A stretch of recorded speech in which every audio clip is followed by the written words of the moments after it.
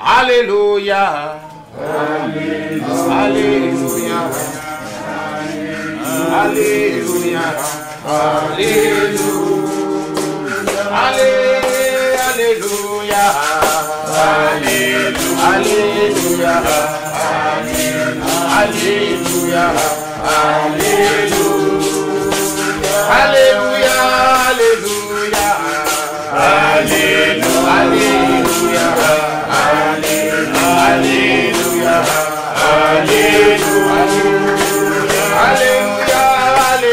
Alléluia. Alléluia. Alléluia. Alléluia. Dans sa divine humanité, le Seigneur est ressuscité. La nuit est enfin terminée. Alléluia. Alléluia. Alléluia. Alléluia. Alléluia. Alléluia. Alléluia. Alléluia.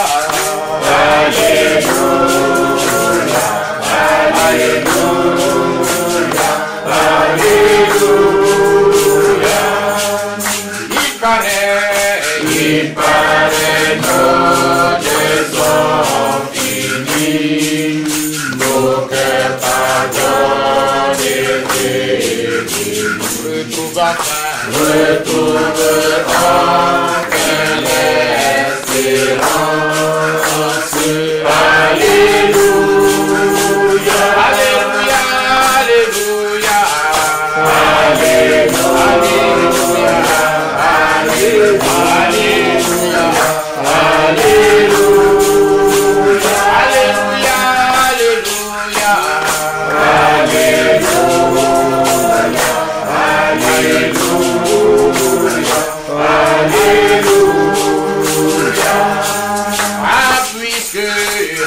Puisque grâce à lui l'amour sera pour nous l'entrée au corps. Alléluia.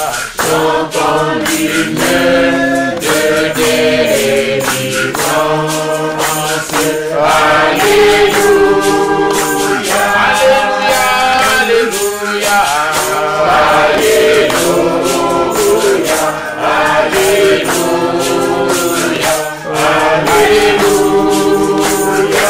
Alléluia. Alléluia. Alléluia. Alléluia. Alléluia. Et dès l'aube du troisième jour, il sortit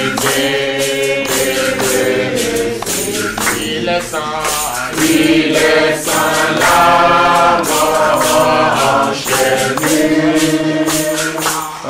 Alléluia. Alléluia. Alléluia. Alléluia. Alléluia. Alléluia. Alléluia.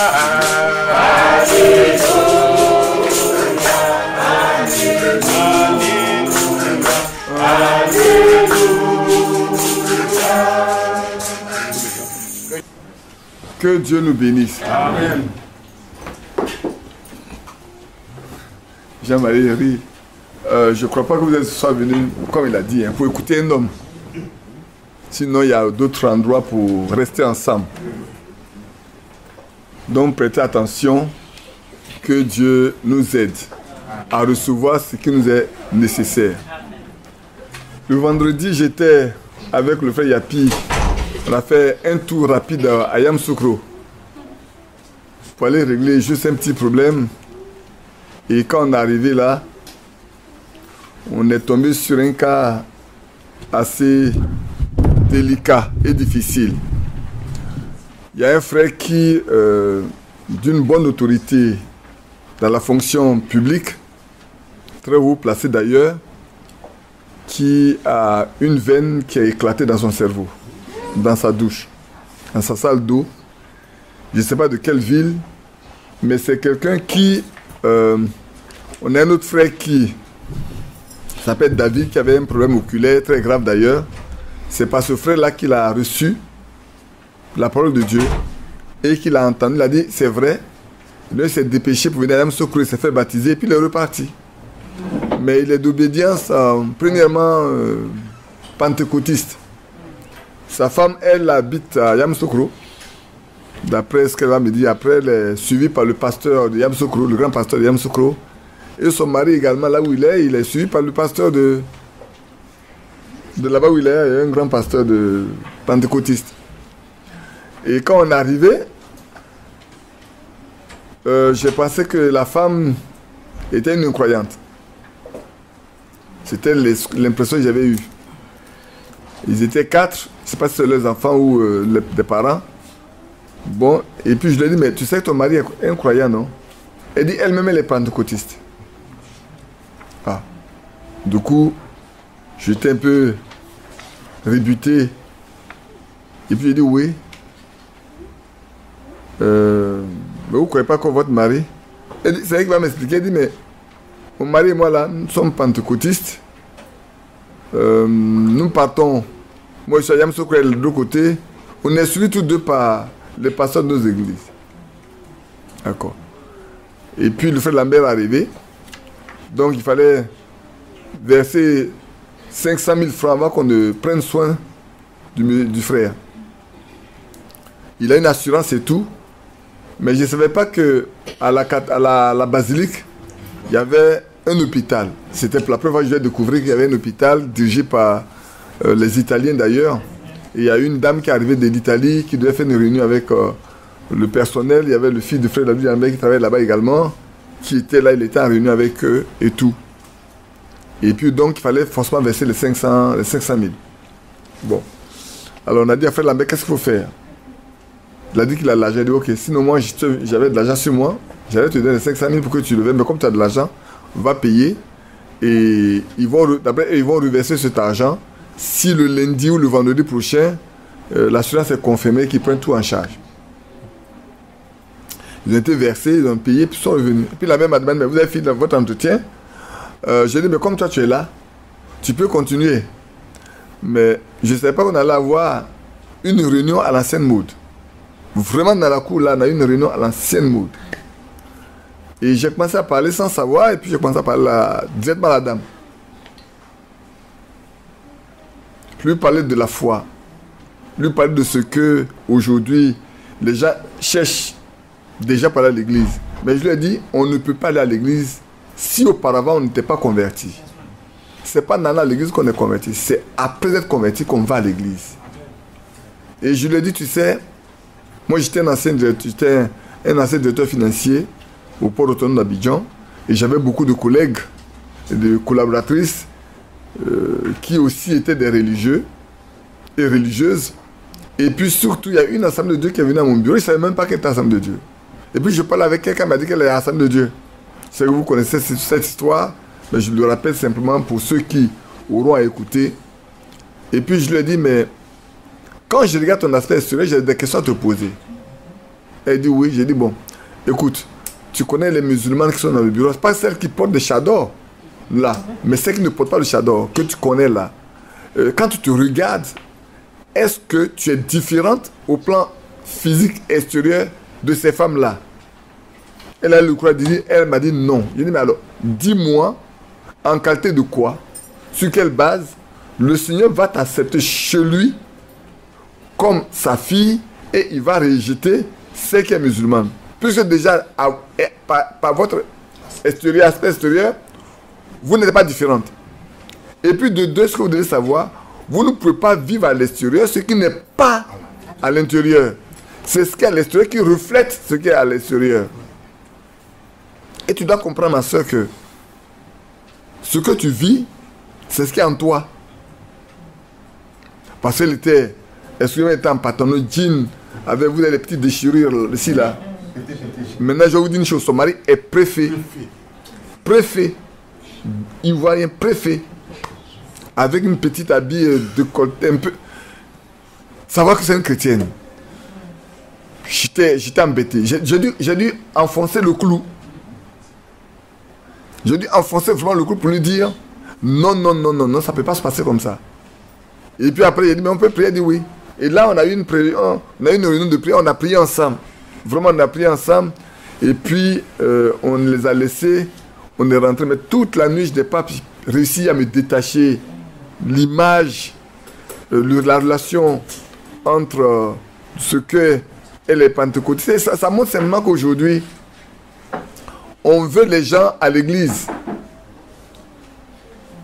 On veut des gens pour gonfler l'église.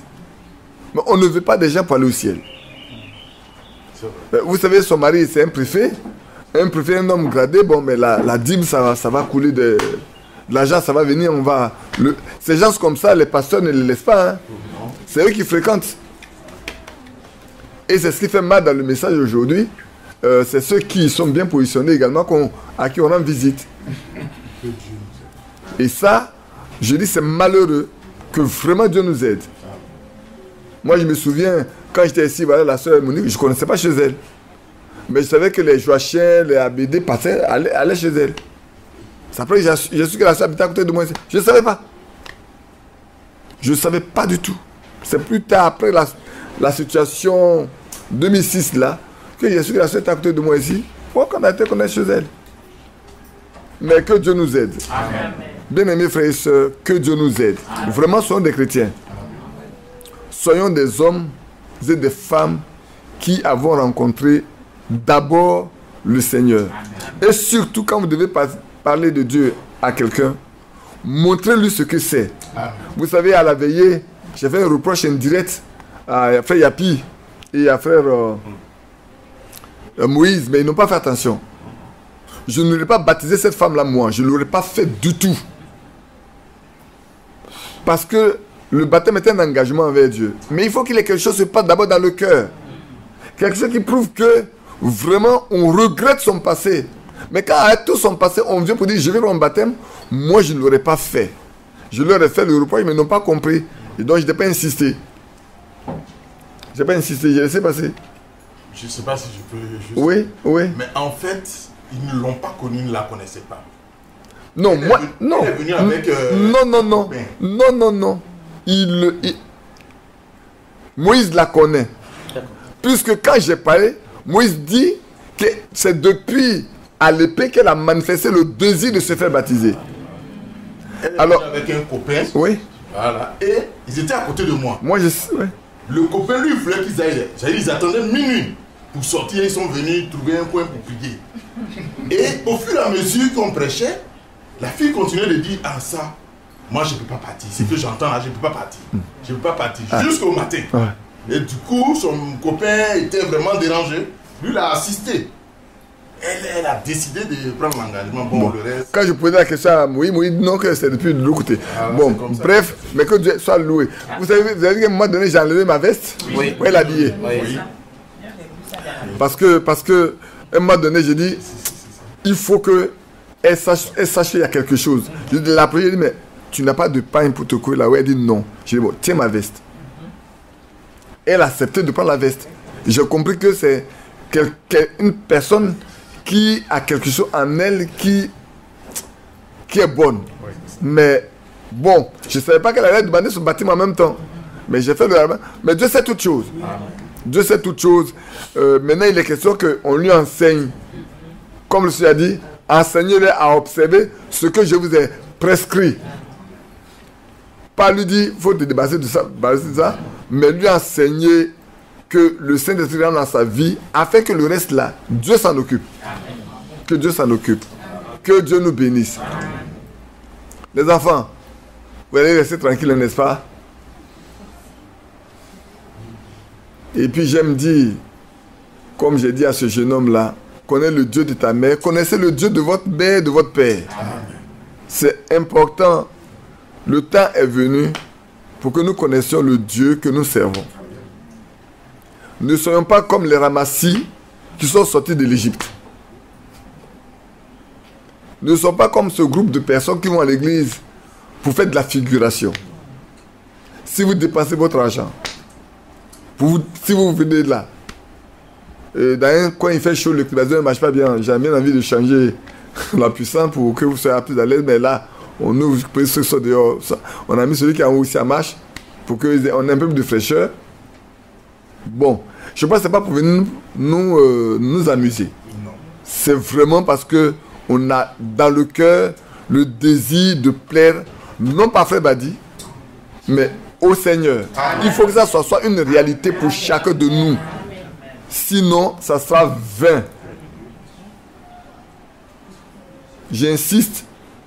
Je vous ai dit la fois dernière, et donc j'ai dit à cette dame-là quand je parlais, je dis, vous savez, les gens se posent la question si aujourd'hui, les croyants peuvent vivre la Bible. Et je lui ai raconté ce que Sarah a vécu. Et il lui a dit, elle dit, mon grand-père que tu écoutes là, c'est une prophétesse, hein, bien fardée, avec des faux hommes. Et cette dame qui est la femme de notre futur frère, je peux dire, les faux ongles, les cils, tout est faux. Tout est faux. Et cette prophétesse-là, qui écoutait ce que j'avais prêché, Sarah avait mis le volume un peu pour écouter, et elle écoutait, et puis elle demande à Sarah, est-ce qu'aujourd'hui on peut vivre à 100% la Bible? Sarah a dit oui, on peut vivre. Moi, mon grand-père là, il vit 100% ce qu'il prêche, il vit 100% la Bible. Et puis il y a un monsieur qui a dit, tu dis quoi? Il dit, je dis mon grand-père là, il vit 100% la Bible. Alors, le monsieur ne peut plus parler. La femme ne peut plus parler, le monsieur ne peut plus parler. Parce qu'elle va faire une expérience avec ces personnes-là qui va leur montrer que le Dieu dont elle parle est vrai. Alors qu'est-ce qui se passe? L'enfant, il est ballonné depuis il mange, depuis un mois, il ne va pas à la selle. Et quand c'est ça, le frère et les médecins, on met un tuyau pour chercher à faire évacuer. Ils ont été tentés par tous les moyens, le médecin est fatigué, n'a pas pu. Et il a donné le nom d'un spécialiste. Bon, ça avait, sa manière de voir la prier. Et puis ils ont appelé. Le gars n'a pas décroché. Et en tant que chrétienne, elle s'est glissée simplement. Elle a imposé la main à la petite fille, au petit garçon, je crois. Et puis elle a prié pour l'enfant. Et puis quelques instants après, l'enfant dit à sa mère, je vais aller aux toilettes. Il va aux toilettes. Et puis effectivement, il fait un peu de sel. Quand il est sorti, ça me dit, mais c'est pas beaucoup. Elle dit, mais il faut croire. C'est la foi qui va sauver ton enfant. C'est pas ce que les médecins vont faire. Les médecins ne peuvent rien faire. Là où ton fils est là, si tu ne crois pas là, ton fils va mourir. Tu vas aller à la maison les bras vides. Mais si tu crois, tu iras à la maison avec elle, avec ton enfant. Effectivement, bon, c'est à partir de là que la prophétesse s'est rendue compte. Elle dit, ma fille, que Dieu te bénisse. Parce qu'elle s'est rendue compte que c'est une croyante. Elle n'est pas là pour faire les miracles, mais les miracles l'accompagnent. Parce qu'elle a rendu témoignage du Seigneur. Et le Seigneur, savez mes frères, quand vous rendez témoignage du Seigneur, il se sentira obligé d'honorer votre témoignage. Parce que tout témoignage qui glorifie Dieu là, à l'instant où vous parlez, Dieu est obligé de le faire.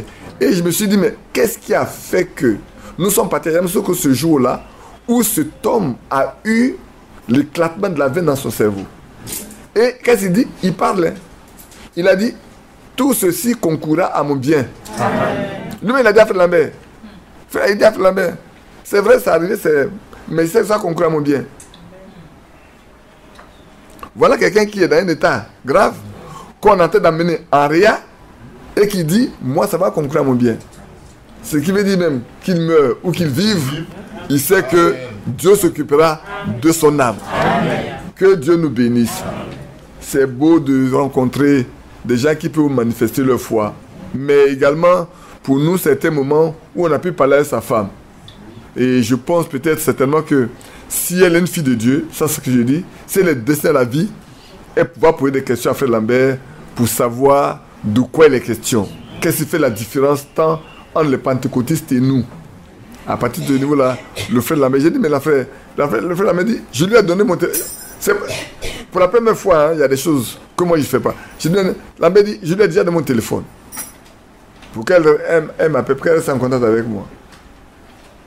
Bon, si elle le fait, la mère aura le courage, très certainement, de parler avec elle.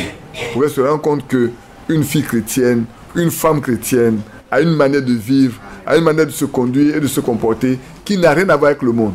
Aujourd'hui, on nous cherche, on nous retrouve dans le monde. Et on cherche le monde, on le retrouve au milieu de nous. Je prends le cas de cette femme-là. Si elle est au milieu des... Bon, son mari occupe un grand poste. Oh là là, bon, mais peut-être elle veut ressembler aux autres femmes. Elle veut ressembler aux autres femmes. Donc, elle rentre carrément dans le monde. Tout en allant dimanche à l'église. Alors, qui sait si dimanche même ne chante pas dans la chorale? Qui sait? Personne. Et puis, ces personnes, on aime leur donner rapidement des fonctions pour les maintenir dans l'église.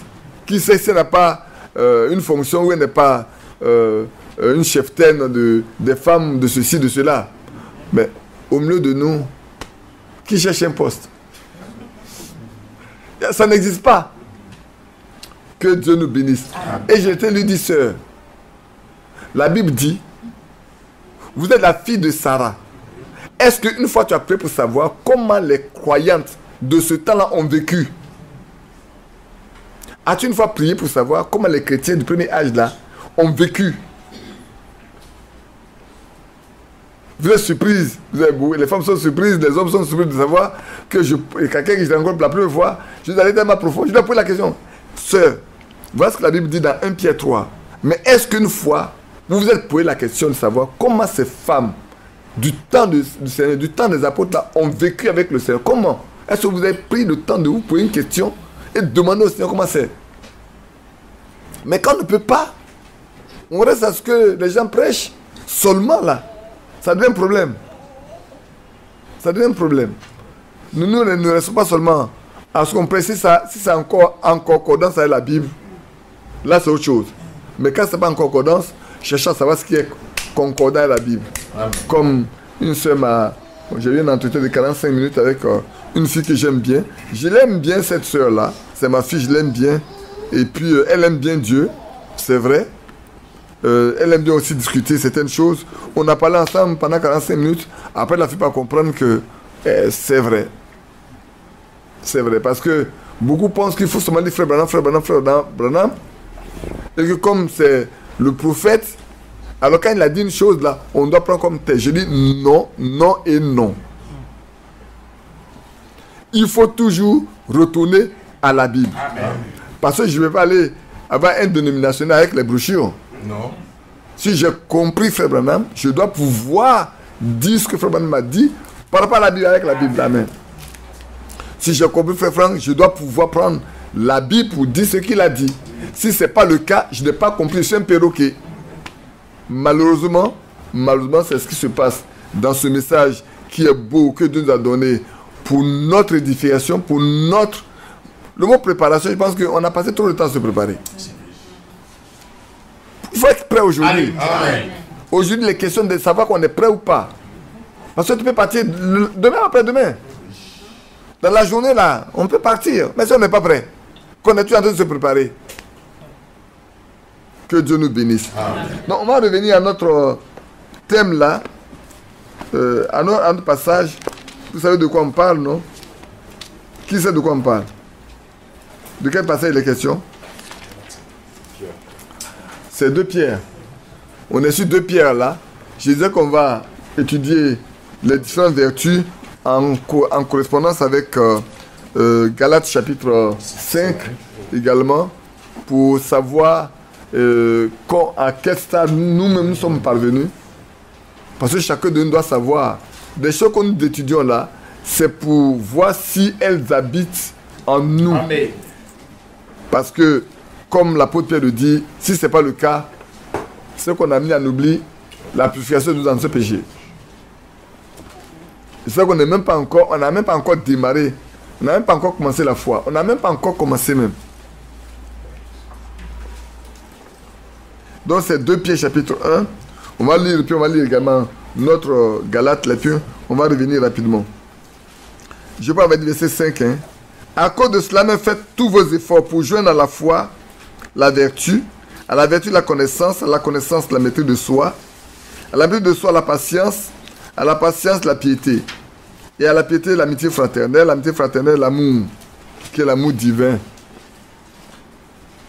Car si ces choses sont en vous, et ils sont avec abondance, elles ne vous laisseront point oisifs ni stériles pour la connaissance de notre Seigneur Jésus-Christ. Ça, c'est important de savoir que ces choses-là ont pour objectif de nous faire connaître qui est Christ, qui il est. Mais celui en qui ces choses ne sont point est aveugle. Il ne voit pas de loin. Et il a mis en oubli la purification de ses anciens péchés. Amen. Amen. Dans Galates 5,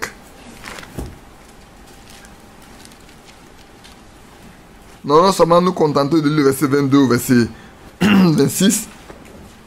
Nous ne parlerons pas des œuvres de la chair. On en parlera certainement l'après-midi.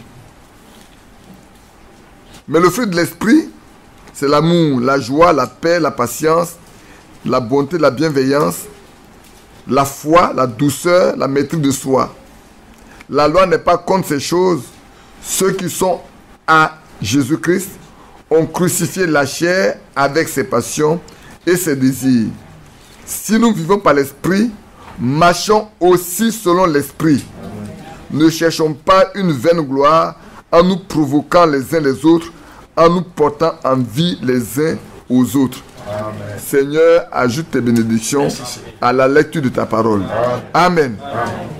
Donc, dans le livre de 2 Pierre là, on a dit qu'on avait déjà parlé de la patience. En lisant dans Jacques chapitre 5, le verset 7, on l'a développé très longuement. C'est ce qui nous a conduit à regarder les autres parties, les autres vertus, les autres fruits de l'esprit. Et c'est là qu'on a décidé de parler de la foi.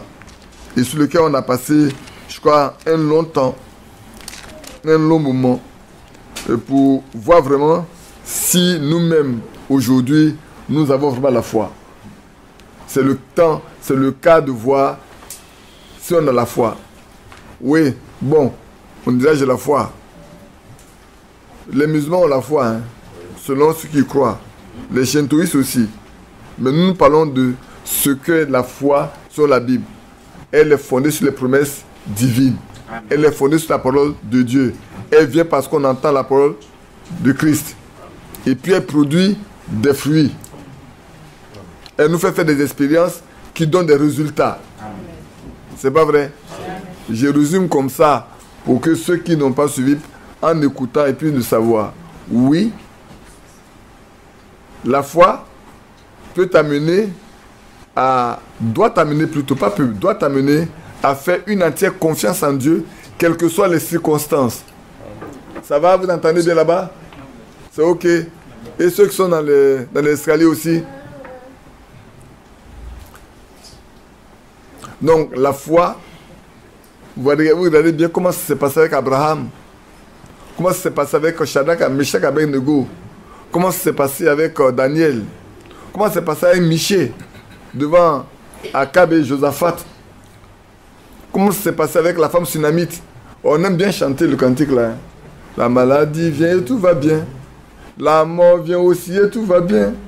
Des problèmes dans la vie, tout va bien. Tout va bien, dit la femme de Sunem. Celui qui n'a pas la foi ne peut pas dire que tout va bien. C'est ça. Devant le feu de l'épreuve, il ne peut pas dire tout va bien. Ah non, non, non, non, non. Il va regarder seulement à l'épreuve, il va regarder à la difficulté, il ne sait pas d'où va venir la solution. Mais celui qui a la foi, regarde pas l'épreuve. Il y a une chose que je n'ai pas lu avec vous. La foi regarde au-delà de ce que la vue humaine voit. Amen. La foi voit des années avant, dès aujourd'hui, là, il voit ce qui va arriver des années plus tard. Il le voit avant. Celui qui a la foi, il sait avec assurance ce qui va arriver. Parce que Dieu le lui révèle. Amen. Dieu parle à ses enfants qui ont la foi. Souvent, il leur dit des choses. Et comme quelqu'un disait, Un homme qui a la foi est un homme étrange. Une femme qui a la foi est une femme qui est étrange pour les autres. Amen. On le prend souvent pour un homme fou, une femme folle, parce qu'il dit des choses auxquelles on n'a pas de base. Il n'y a pas de base matérielle, humaine, sur laquelle il peut s'asseoir pour dire ce qu'il dit. Comme Abraham peut dire à 100 ans ou à 99 ans qu'il va avoir un enfant. On le prend pour un fou. Comment est-ce que Meshach Shadrach Abednego peut dire, nous là, on n'adorera pas ton Dieu, mais si notre Dieu peut nous délivrer de ton feu là. Mais s'il ne le fait pas, nous on ne va pas adorer. Mais on n'est pas pour un fou. On n'est pas pour un fou. Tu vous voyez bien le feu là, on chauffe ça 7 fois. La fournaise est chauffée 7 fois. Et c'est pour vous. On vous attache avec vos casseroles et tout, on va vous jeter dedans. Vous allez cuire à l'instant même. La preuve en est que la Bible nous dit, ceux même qui les ont jetés dedans, là, il y en a qui sont morts.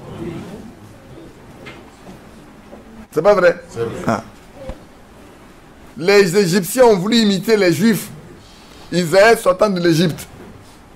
Ils sont passés à travers la mer où il dit, eux aussi vont pouvoir passer.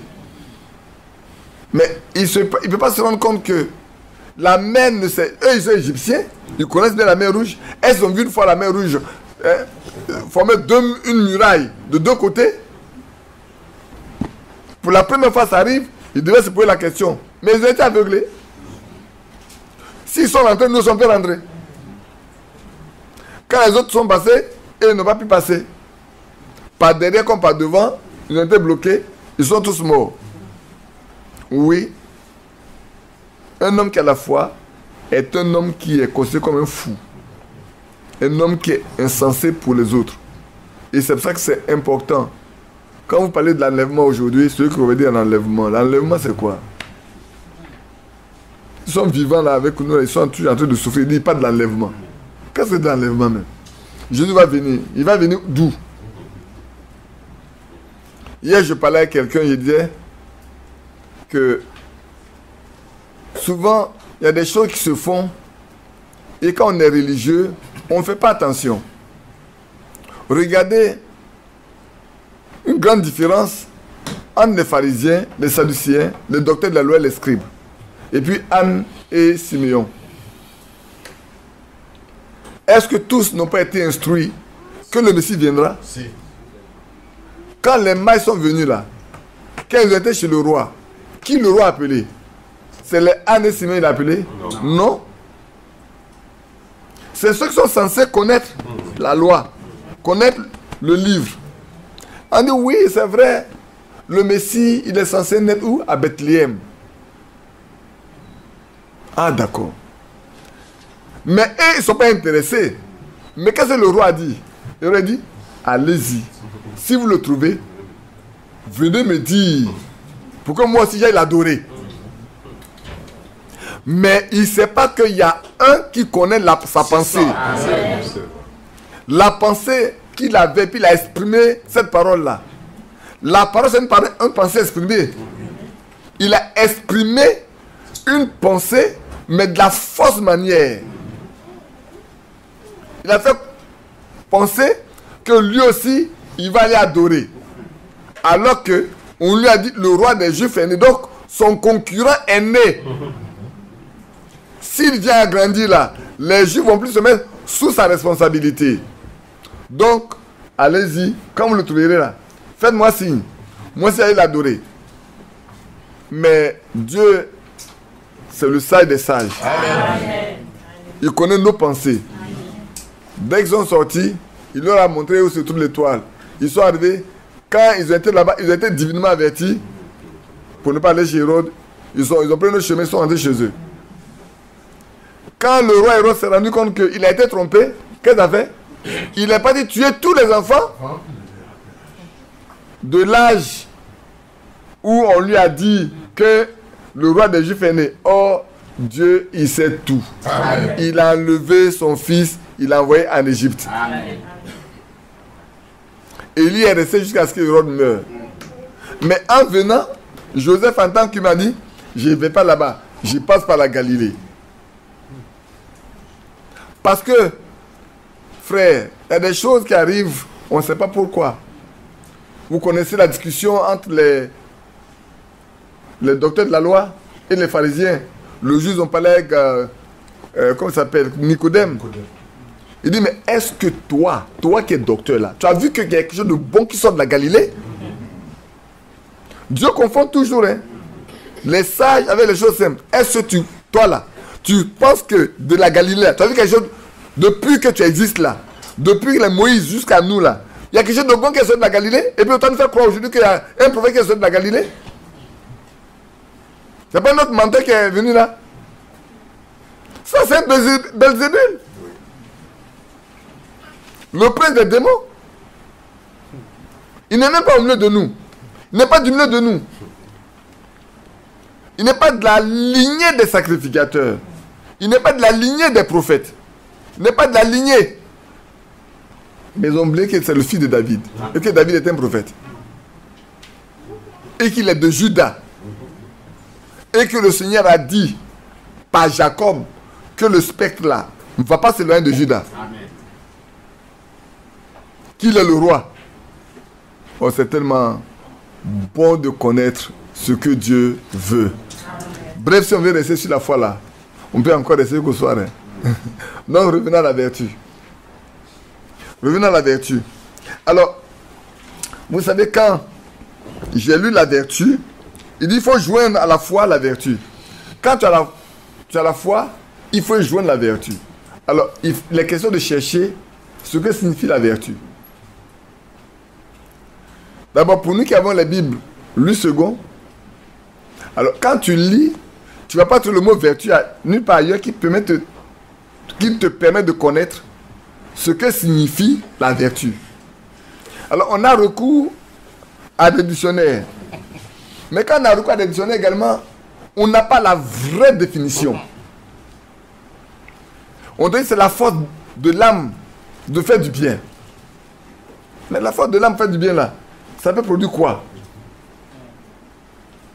Alors, quand je suis reparti de lire dans Matthieu 5, dans Luc 8, on va lire, hein, pour que vous compreniez un peu quelles sont les problématiques, pour parler comme ça. Les problèmes qu'on rencontre souvent quand on est prédicateur, si on n'est pas diligent, on peut amener des gens dans des domaines qui n'auraient. Matthieu 5, le verset 25 au verset 30. Matthieu 5. Il s'agit de la femme à la perte de sang.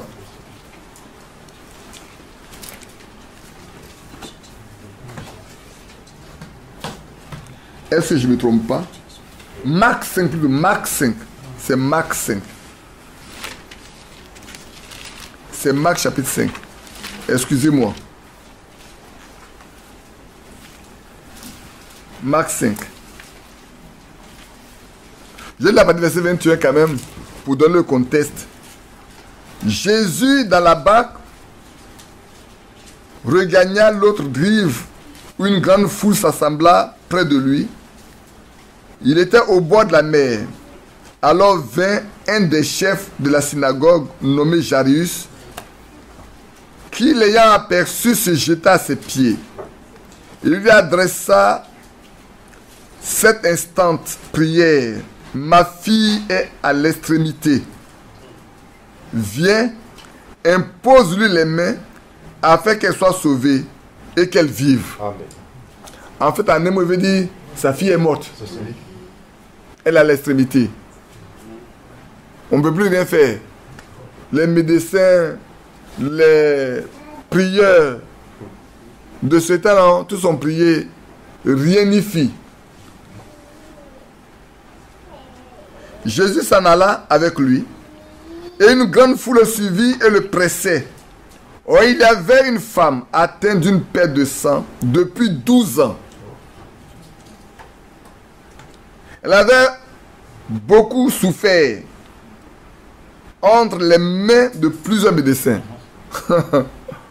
Le mot est fort, hein? Elle a souffert entre les mains des médecins. C'est-à-dire, qu'est-ce que les médecins n'ont pas cherché à faire? Peut-être elle a servi même d'expérience. Les médecins aiment bien ça, hein? Fredo, les médecins aiment bien ça quand les choses sont compliquées là. Ils cherchent à faire des doctorats avec ça. font de la recherche, ils font tout pour voir d'où ça vient. Peut-être c'était ce qu'on appelle aujourd'hui le cancer de l'utérus aujourd'hui. On aurait pu penser à ça. En ce temps-là, ils ne pensent pas à ça, ils ne pensent pas que c'est une tumeur maligne. Ils n'ont pas compris que peut-être c'est un cas de ce genre-là. Et elle a souffert entre les mains des médecins. Elle a dépensé tout ce qu'elle possédait. Et elle n'avait trouvé aucun soulagement. Mais est allée plutôt en empirant. C'est-à-dire, sa situation devenait de plus en plus grave. Tout ce qu'on peut attendre d'elle, c'est la mort, a priori. Si la situation s'aggrave chaque fois et qu'on n'arrive pas à la soulager, on n'arrive pas à faire quoi que ce soit. Ayant entendu parler de Jésus. Amen. Amen. Alléluia. Amen. Frère, voilà les éléments importants. Ayant entendu parler de Jésus. Maintenant, souvent, beaucoup ne font pas attention quand on parle de Jésus. Ils pensent que il est un commun mortel comme tous les autres. Non, Jésus n'est pas un juif. Amen. Jésus, il a la double nature. Il est homme et il est Dieu. Amen. Il est tout homme, il est tout Dieu. Amen. Alors, c'est pour ça que les pharisiens peuvent se tromper sur son compte. Et même les gens de celui peuvent se tromper sur son compte. Mais attends, c'est pas le fils du charpentier là. Ses frères ne sont pas au milieu de nous, ses soeurs ne sont pas au milieu de nous. D'où lui vient cette sagesse? Oui, c'est vrai. Humainement parlant, il a des frères, il a des sœurs. Mais en réalité, ils ne sont pas ses frères. Ils ne sont pas ses sœurs. Parce que lui, c'est une cellule de sang que Dieu a créée spécialement. C'est comment on appelle, vous les médecins, c'est artificiel, comment on appelle ça? Non, je ne parle même pas d'insémination. Non, c'est le truc, comment on appelle ça? In vitro. C'est un enfant in vitro. Dieu a préparé sa cellule entièrement. Il l'a placée simplement dans le corps de Marie pour qu'elle soit une porteuse. Une mère porteuse, point. Donc le sang qu'il a, c'est le sang du Dieu vivant.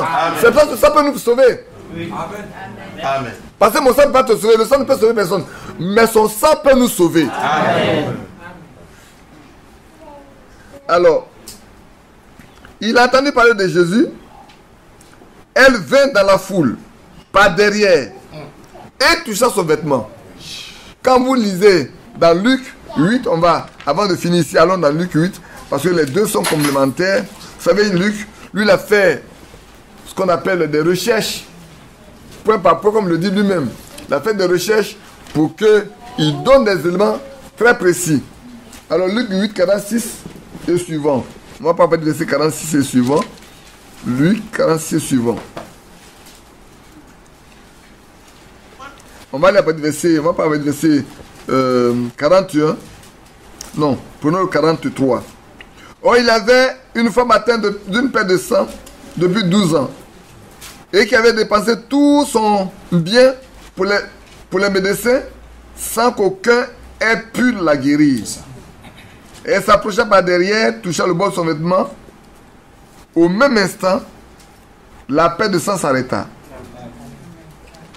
Et ici, il y a quelque chose que je cherchais. 25. J'étais au verset 26, non? 27. Ayant entendu parler de Jésus. Quand elle disait, si je puis seulement toucher ses vêtements, je serai guéri. Elle ne demande pas qu'on prie pour elle. Sa foi est telle qu'elle a dit, moi, je sais que même l'habit qu'il porte là, il y a quelque chose dedans. Amen. Si je peux toucher seulement son habit là, je peux toucher ça comme ça. Regardez ici. Je peux toucher son habit là comme ça, tranquillement, sans que lui-même s'en aperçoive là. Moi, il serait guéri. Amen. Je n'ai pas besoin qu'il lui sache. Mais je veux seulement toucher tranquillement son habit. Et puis, je sais guéri. Et puis, il allait dire aux gens, moi, je suis guéri. C'est fini. Mais il ne sait pas à qui il a affaire. Et puis, on continue sur le même passage de Marc là. Au même instant, la perte de sang s'arrêta. Et elle sentit dans son corps qu'elle était guérie de son mal. 12 ans. 12 ans de dépenses. Une fraction de seconde seulement d'effort. Une fraction de seconde d'effort. Elle a fait un effort pour arriver là. Beaucoup de monde. Elle aurait pu être découragée. Mais elle a dit, il faut que j'aille. Il faut que je touche cet homme-là. Je touche seulement le bois de son vêtement. Et qu'elle a fait, la perte de sang s'est arrêtée. Elle l'a senti dans son corps. On ne lui a pas dit. Frère, ne recevez pas la guérison par la foi.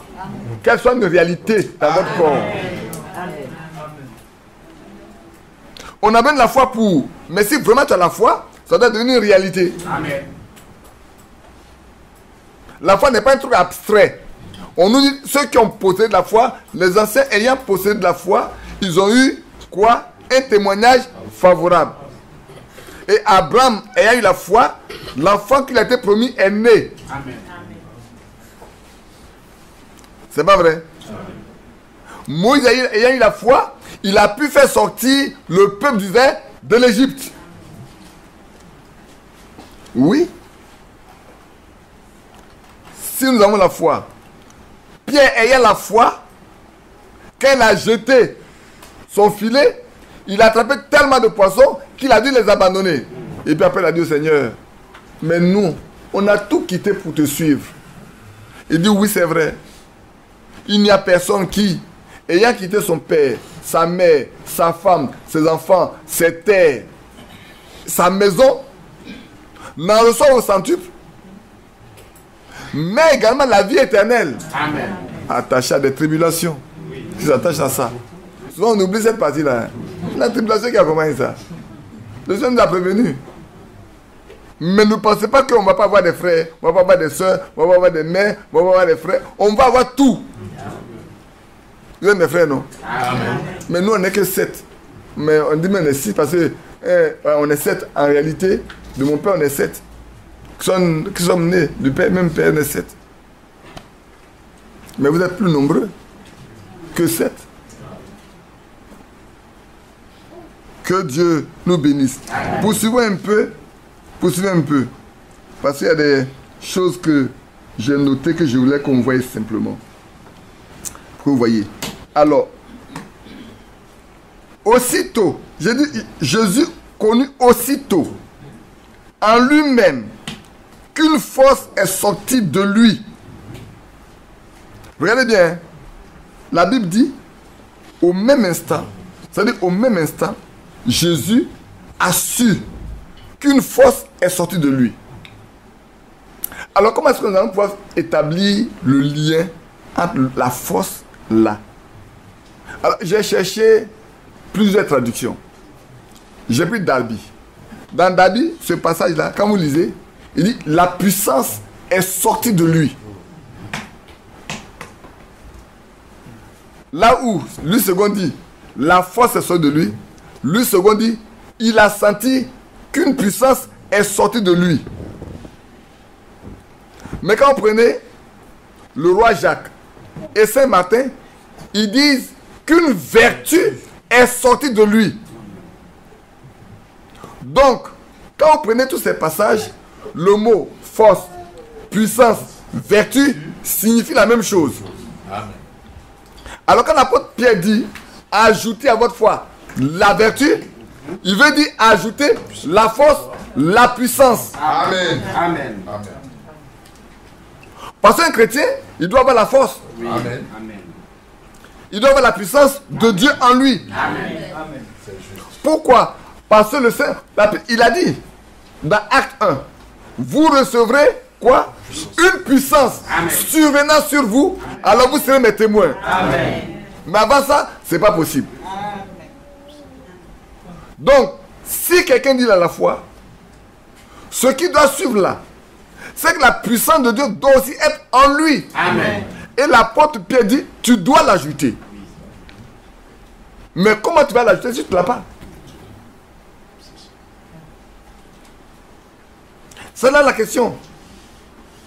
Comment est-ce que tu vas ajouter cette puissance si tu ne l'as pas? Il faut la posséder pour l'ajouter. Amen.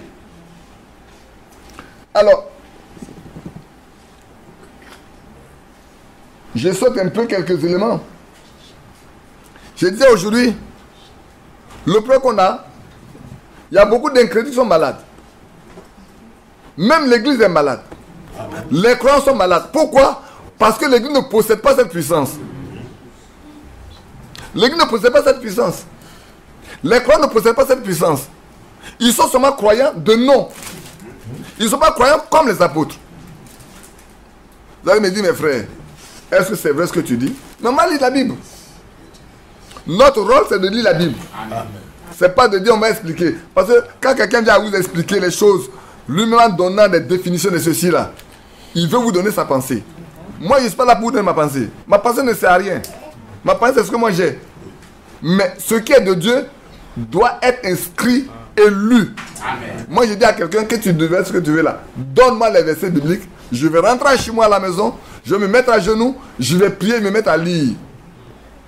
Parce que si c'est le cas, l'Esprit de Dieu qui est en moi là va me l'expliquer. Mais je n'ai pas besoin de ta pensée. Ça, c'est ta pensée. Ne m'explique pas, ne m'explique rien. Les versets bibliques sont là pour m'aider à comprendre la pensée de Dieu. Amen. Parce que la parole de Dieu, c'est la pensée de Dieu exprimée. Amen. Quand Dieu parle, il exprime sa pensée. Alors, je vais sauter quelques éléments et puis on va aller. Frère Branham pourrait dire ce que Dieu était ou ce que Dieu est. Il a déversé tout en Christ. Amen. Parce que la Bible dit que celui qui l'approuve, il lui donne son esprit sans mesure. Amen. C'est faux? C'est vrai.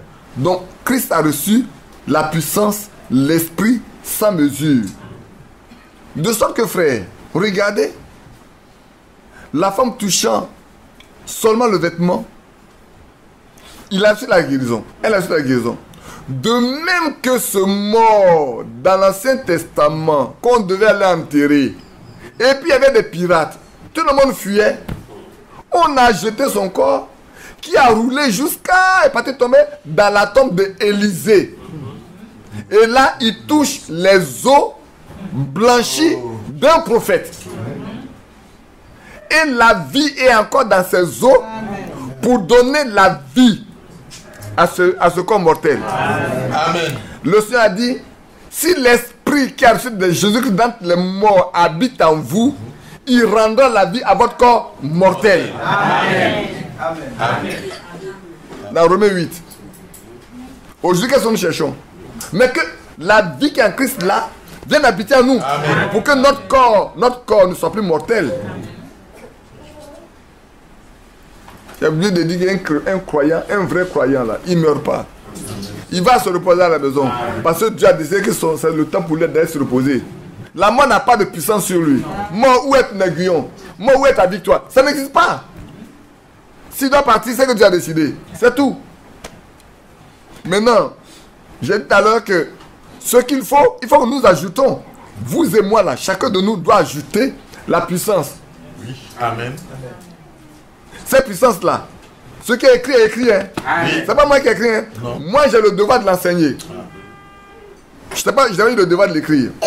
Mais j'ai le devoir de le prêcher, de l'enseigner, d'amener chacun de vous à y arriver. Amen. Parce que vous devez pouvoir y arriver. Amen. On doit y arriver. On doit. On doit arriver à une situation où, frère, ce que Jésus a été, nous le soyons. Amen. Les apôtres l'ont été. On va le regarder tout de suite. Moi, j'ai noté quelques passages. Alors, prenons Colossiens 2. Prenons Colossiens 2. Je vais aller doucement. Ce n'est pas une récitation de versets bibliques. Hein. Comprenez-moi bien, ce n'est pas une récitation de versets bibliques. Comprenez bien. Mais si c'est le cas, chacun de vous sait lire. Et on peut rester chez soi et puis lire. Colossiens 2, on va le verset 9. On peut le verset 9. Parce que je vais vous amener, on veut aller progressivement pour voir. Car en lui, qui? C'est Christ. Car en Christ habite corporellement toute la plénitude de la divinité. Amen. Vous avez tout pleinement en lui, qui est le chef de toute domination et de toute autorité. Nous avons tout pleinement en lui. Donc, si nous voulons chercher à avoir, nous devons aller à lui. Parce que nous avons tout en lui. On n'a pas ça ailleurs. Ce n'est pas dans un pasteur, ce n'est pas dans un prophète, ce n'est pas dans un docteur qu'on a ça. C'est en Christ seul qu'on a cette puissance-là. Et si quelqu'un veut, il doit aller à lui pour l'obtenir, pour le recevoir. Ne va pas ailleurs. Ce n'est pas l'église qui va te donner ça. Ce n'est pas le lieu où tu vas au culte qui va te donner ça. Il faut le connaître lui. Quelqu'un dit, je préfère connaître l'auteur de la Bible. Même si je ne connais pas la Bible, c'est de rien. Et c'est vrai, si tu connais l'auteur de la Bible, parce que la vie éternelle, c'est quoi? C'est connaître celui, c'est connaître Dieu, qui est Dieu, et celui qui l'a envoyé, Jésus-Christ. Alors, si tu connais Dieu, et que tu as une communion avec lui, tu as un contact avec lui, alors ce qu'il est, il peut le déverser en toi. Amen. Je ne sais pas si je vais le dire avant. Mais regardez Josué sur le chemin de la responsabilité. Sur la route du devoir. Josué. C'est pas Moïse, hein. Josué. Confronté à la bataille avec qui? Les Amalekites. Le soleil devait se coucher. Parce que si le soleil se couche, ses ennemis vont pouvoir se retirer et se réorganiser. Alors qu'il sait qu'il est en train de les vaincre. N'est-ce pas? Moïse est fatigué, les mains levées, Aaron attrapé ou rattrapé ici. Il est fatigué, il ne peut plus se tenir debout, il est assis. Mais il ne peut pas laisser. Il a dit, soleil, tu t'arrêtes là où tu es là. Alléluia. Lune, tu ne bouges pas. Parce que moi, si je suis sur le chemin du devoir, je dois vaincre cela. Amen. Comme sa parole, à lui, un homme Amen. parle à la nature. Et la nature obéit instantanément. Amen. Lui qui était sous le sang des boucs et des taureaux peut parler à la nature qui obéit. Et vous, qui avez le sang du Fils de Dieu, Amen. avec une alliance éternelle. Amen. Je ne sais pas si vous comprenez en quoi nous sommes faibles aujourd'hui. Nous sommes faibles. Même quand il y a des gens qui disent nous sommes esclaves de devoir. Parce que quand on dit on est esclave de devoir, ça veut dire quoi? Quand je dis je suis prédicateur, c'est que Dieu m'a mandaté pour aller. Amen. Si Dieu te mandate pour aller, il ne peut pas te laisser. Il va t'équiper. Il va te donner tout l'équipement nécessaire pour accomplir la mission pour laquelle il t'a appelé. Amen. Un homme qui dit que Dieu m'envoie et qui n'a pas l'équipement, ce n'est pas un homme de Dieu. Non. C'est juste. Je trouve pas ce modèle dans la Bible. De l'Ancien Testament au Nouveau Testament, tous ceux que Dieu a envoyés pour un travail, ils ont eu toutes les capacités nécessaires pour accomplir l'œuvre pour laquelle Dieu les a appelés. Amen. Il n'y a pas un seul. Regardez Gédéon. Quand Dieu lui a dit d'aller, Dieu lui a donné tout ce qu'il faut. Ils étaient tellement nombreux que Dieu a dit non, ils sont trop nombreux. Parce que sinon la victoire là, on m'a dit c'est parce qu'on est nombreux qu'on a gagné. Les envoyer à Haute. Là au fleuve là, à cette rivière là. Il dit bon, il faut regarder ceux qui vont boire de l'eau là.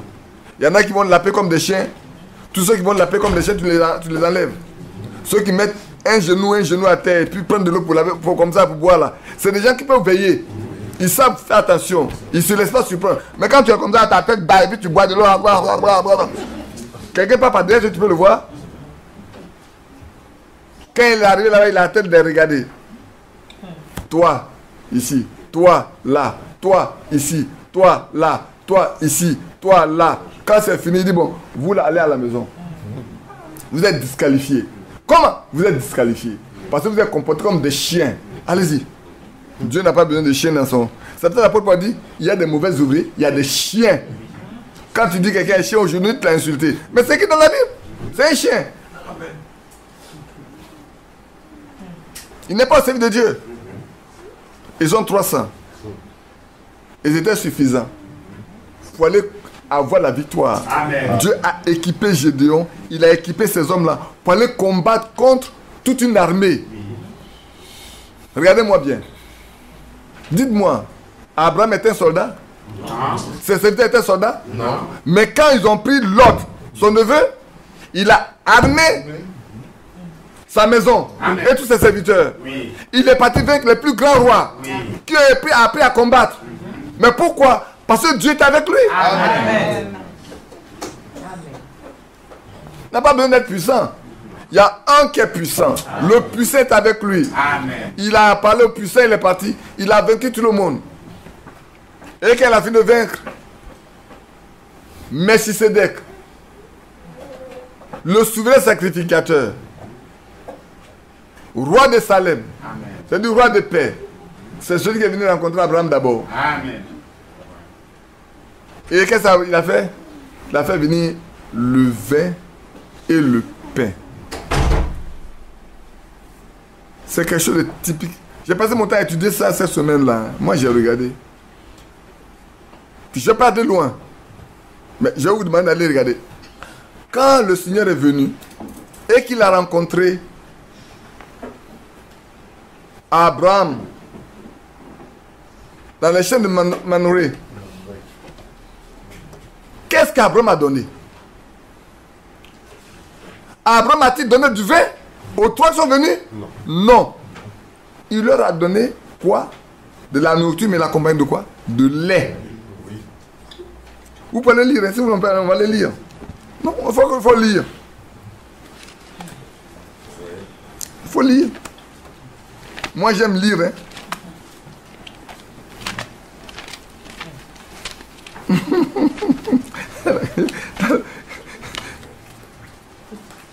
J'aime lire. J'ai passé la semaine à étudier. Je ne sais pas si j'irai loin avec ce que je viens de faire autrement que ça, mais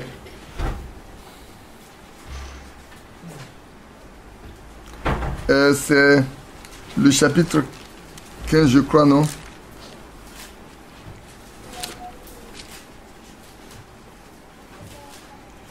Attends, 14. Ça date 14, 13, à 14, il a dit, je n'ai pas noté le passage parce que c'était pas ça. C'est le chapitre 18. Que de toi, Abraham, oui, Dieu, l'ami de Dieu. Oui.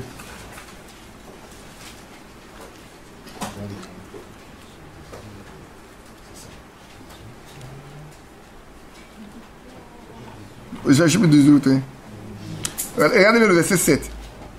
Et Abraham courut à son troupeau, prit un veau, tendre et bon, et le donna à son serviteur, à un serviteur qui se hâta de l'apprêter. Il prit encore de la crème et du lait avec le veau qu'on avait apprêté. Il les mit devant eux, il se tint lui-même à leur côté, sous l'arbre, et ils mangèrent. Pourquoi il n'a pas donné du vin?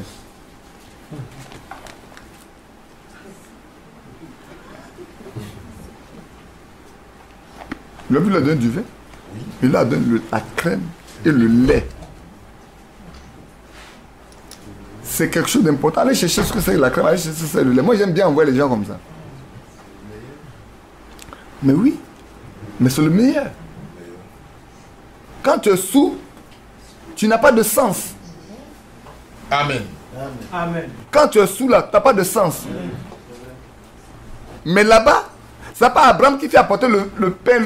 Regardez bien. Regardez. Si vous voulez, on va aller voir.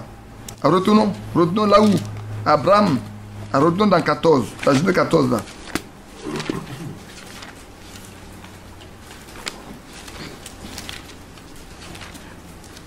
Avant, j'ai toujours pensé que c'était Abraham, mais cette fois-ci, quand j'ai lu, ça m'a semblé bizarre. Il dit, attends, il faut qu'il m'arrête bien.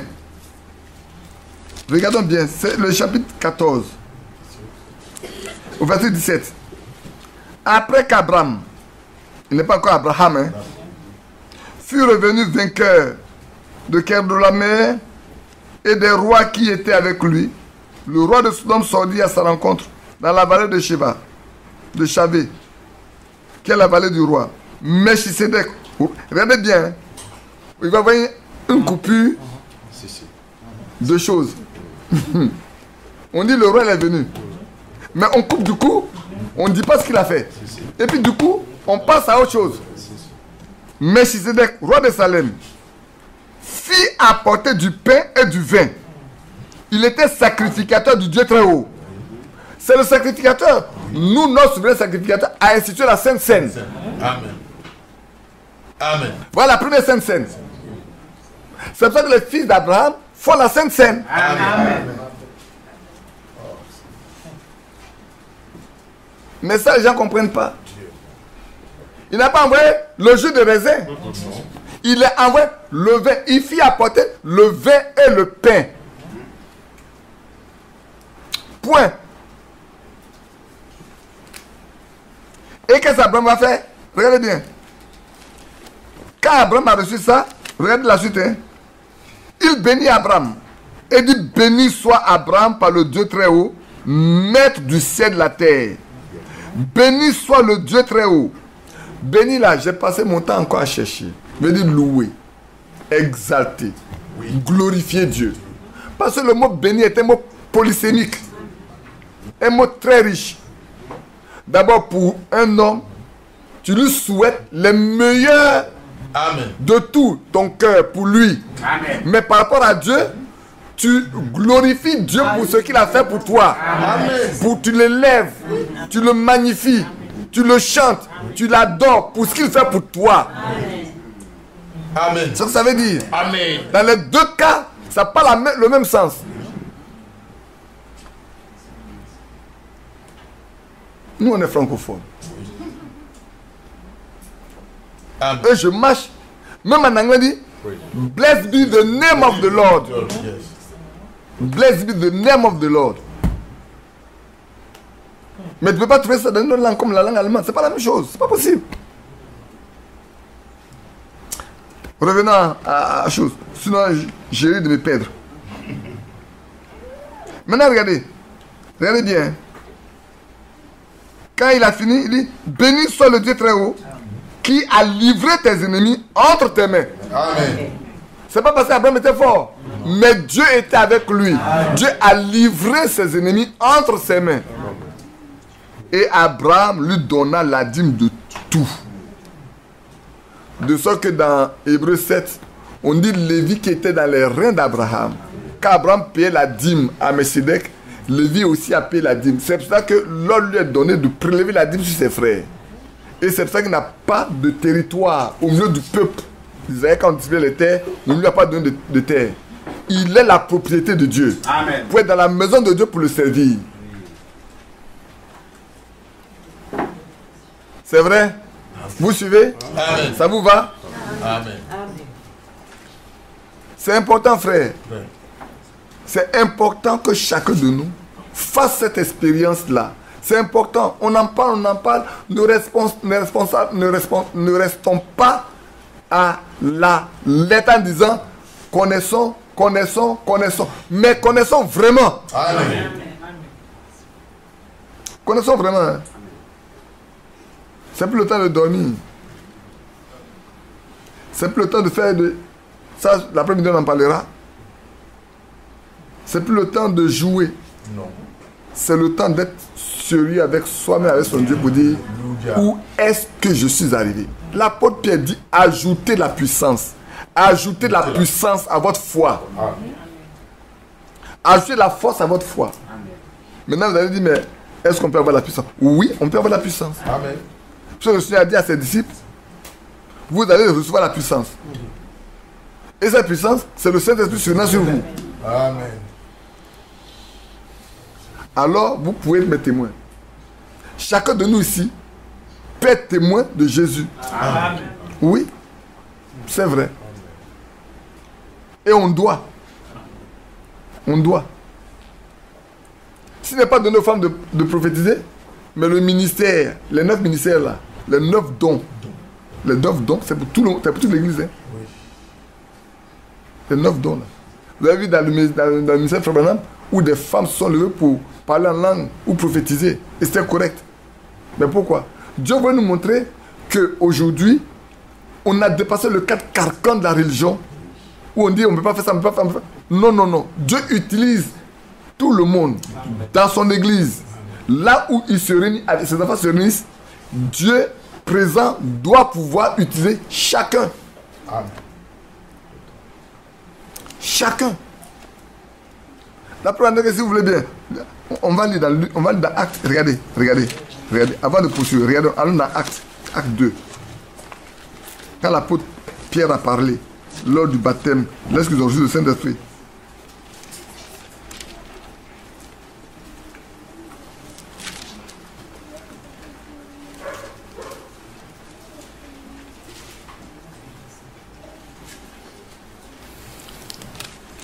L'apôtre Pierre, parlant à partir du verset 15, ces gens ne sont pas ivres, comme vous le supposez, car c'est la 3e heure du jour. Mais c'est ici ce qui a été dit par le prophète Joël. Dans les derniers jours, dit Dieu, je reprendrai de mon esprit sur toute chair. Vos fils et vos filles prophétiseront. Ils ont dit seulement que c'est des fils.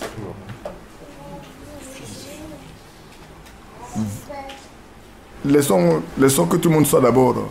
Parce qu'on se rend compte que, voilà.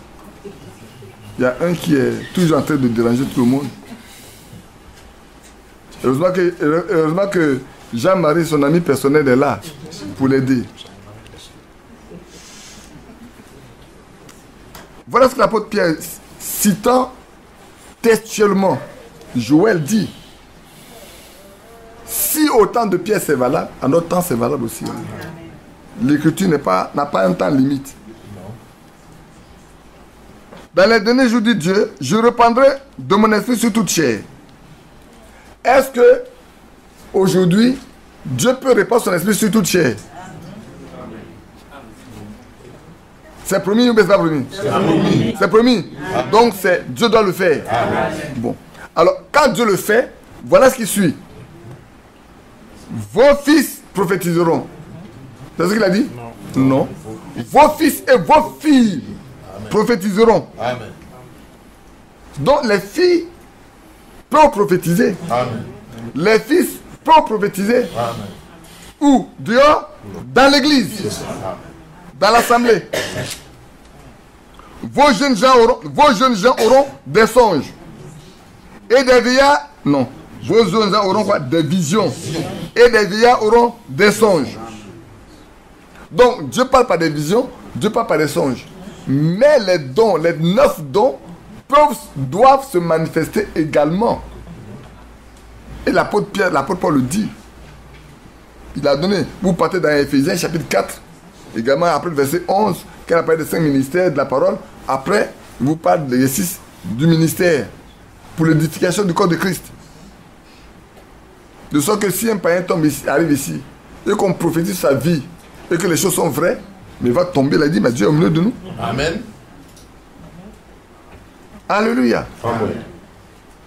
Ce matin, tout à l'heure, j'ai parlé à mon frère Bado, où je lui dis, mais il vieillit. Bon, on était encore de l'autre côté. Et puis il est parti aux toilettes, puis j'ai commencé à parler, toi qui dis que tu es vieux, tu penses à 67 ans. Tu n'as pas encore 67 et puis tu es vieux. Mais Abraham a 90 ans, Dieu lui a donné un enfant. Et toi tu dis que tu es vieux, Dieu ne peut pas te bénir. Est-ce que la bénédiction de Dieu là est limitée dans un temps? Non. La bénédiction de Dieu n'est pas limitée dans un temps. Amen. Il n'y a pas de temps. Dieu peut bénir à tout moment. Amen. Prenez le cas de Anne, la maman de Samuel. Et puis, regardez David, un jeune homme qui est devenu roi. Oui. Bon, allons-y, on va continuer un peu. On avait lu dans Colossiens chapitre 9, chapitre 2, verset 10, non? N'est-ce pas? Tout était en lui. Maintenant, allons-y dans Galates 3. Je vous donne des versets, comme vous les étudier à la maison après, tranquillement. Pour que, quand vous voulez prier, lisez d'abord la Bible. Amen. Alors vous avez des sujets de prière. Quand tu as étudié là, tu as médité et tout. Quand tu te mets à genoux là, tu peux parler à Dieu. Amen. Tu sauras. Sinon le reste c'est pour dire bon, Seigneur merci, tu nous as béni, tu as gagné notre journée, nous te sommes reconnaissants et tout. Et puis bon, ben, cette personne est malade. Mais si tu veux parler à Dieu, sois là, médite d'abord la Bible, lis, reste là. Et quand toi te mets à genoux, tu verras ce qui va se passer. Tu verras la différence entre la prière que tu as envie d'adresser et cette prière que tu vas adresser. S'il vous plaît, on parie pour la semaine, pour dimanche prochain. Moi j'aime même ma foi toujours en chose, hein, en jeu. Vous savez, j'ai fait ça avec quelqu'un que j'ai gagné au Seigneur quand j'étais étudiant. Alors lui, il était DIMA. Et puis, on se rencontre en tant qu'étudiant, nous deux. Et puis on parle, dit, il est mort maintenant. Il est devenu un frère, il est mort. Je lui ai dit, bah, écoute, on se donne rendez-vous pour tel jour. Tu vas, je vais. Si Dieu me dit que c'est ton Dieu là qui est vrai, moi j'ai laissé mon Dieu pour venir te servir ton Dieu là. Mais si mon Dieu là te dit que ton Dieu est faux, tu es obligé de venir servir mon Dieu. Amen. Il dit oui. Et hier, séparons-nous. Allons-y. Et puis on est parti. Moi, c'est moi qui viens de prier. Moi, je n'ai pas besoin de prier. Je connais qui est mon Dieu. Amen. Amen. Mais je vais vous dire une chose. La veille, il est pas se coucher très tôt. À 22h, sa femme l'a réveillé. Il dit, c'est pas toi qui as un défi avec l'homme là. Demain, vous allez vous rencontrer. Et tu as été de dormir. Demain, quand tu allais dire quoi? Et c'est là où vous priez. Il a parlé, prié. Et puis il s'est couché. Il se couche. Et puis il fait un songe. Dans le songe là, toute la terre était envahie des abeilles. Tout le monde courait partout. Pour celui-là, il courait. Et puis il arrive. Je suis arrêté là. Qu'elle arrive à mon niveau, je l'ai pris. Je lui ai dit, mets-toi à côté ici. Les abeilles ne te feront rien. Sois là. Et puis, il est assis là. Les abeilles ont poussé tout le monde. Et puis, la voix lui dit, c'est ça la vérité. Amen. Il s'est réveillé. Le matin, écoutez, hein, il est au 3e étage. Je suis au 2e étage. Corentin dans un autre étage. Quand il s'est levé, il a dépassé ma maison. Il est parti chez Corentin pour lui raconter le son. Corentin dit, mais celui avec qui tu as affaire là, il est en dessous de toi, va lui parler.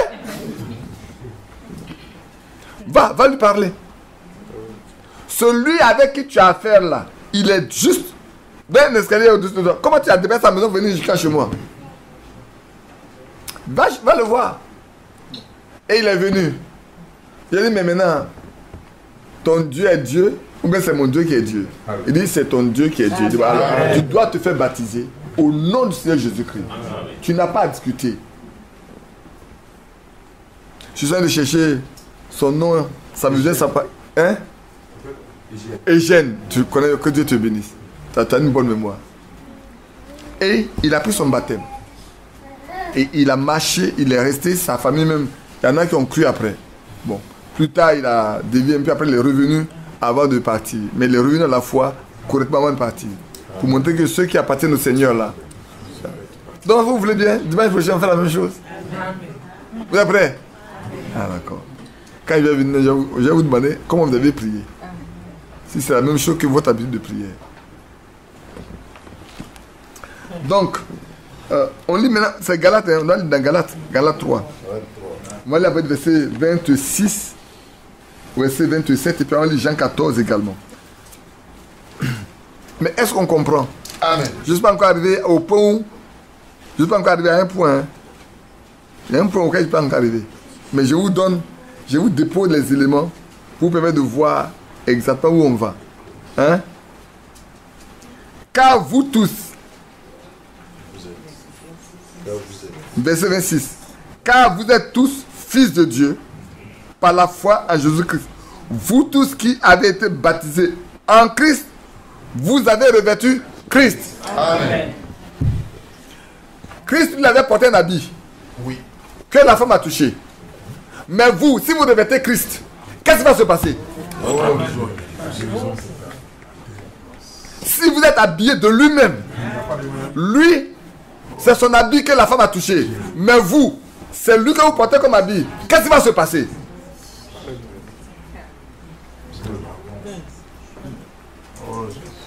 Répondez-moi.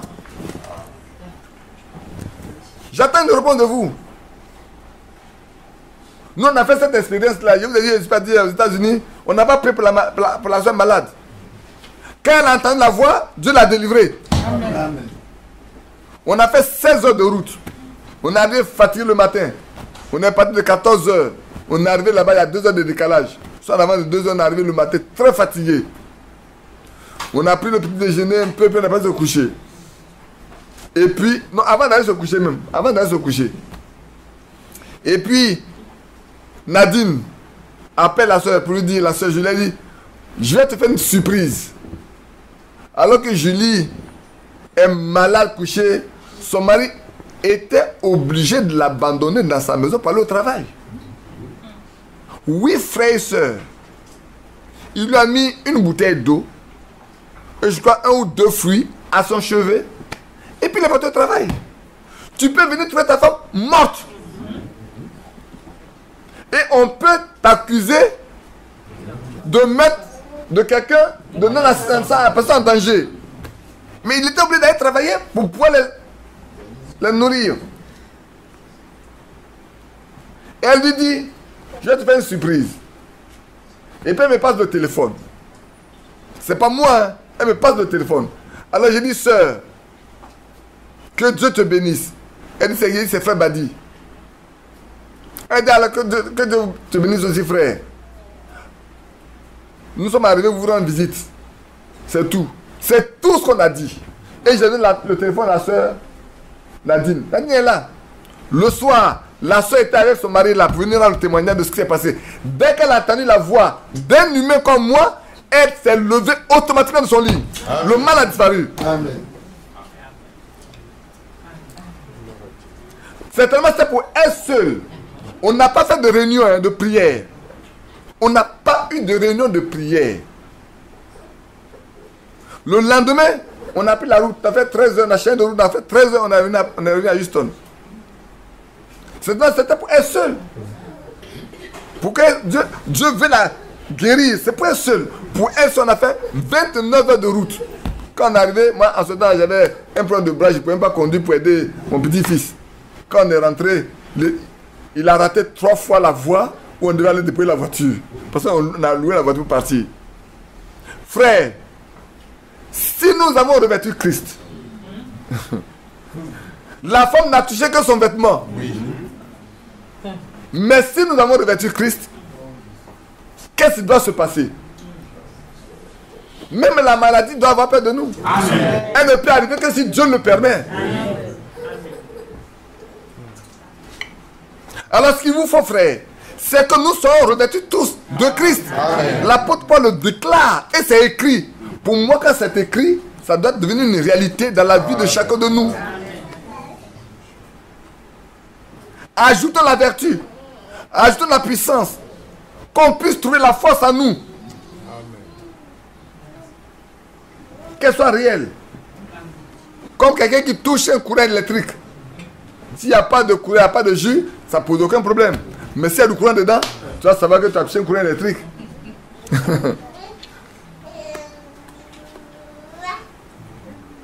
Oh. Bon, prenons Jean 14, on va lire et puis on va revenir aussi. Jean 14, vous savez bien. C'est un passage où je pense que vous connaissez. Jean 14, 23. On lira seulement juste là, puis après, on va aller loin.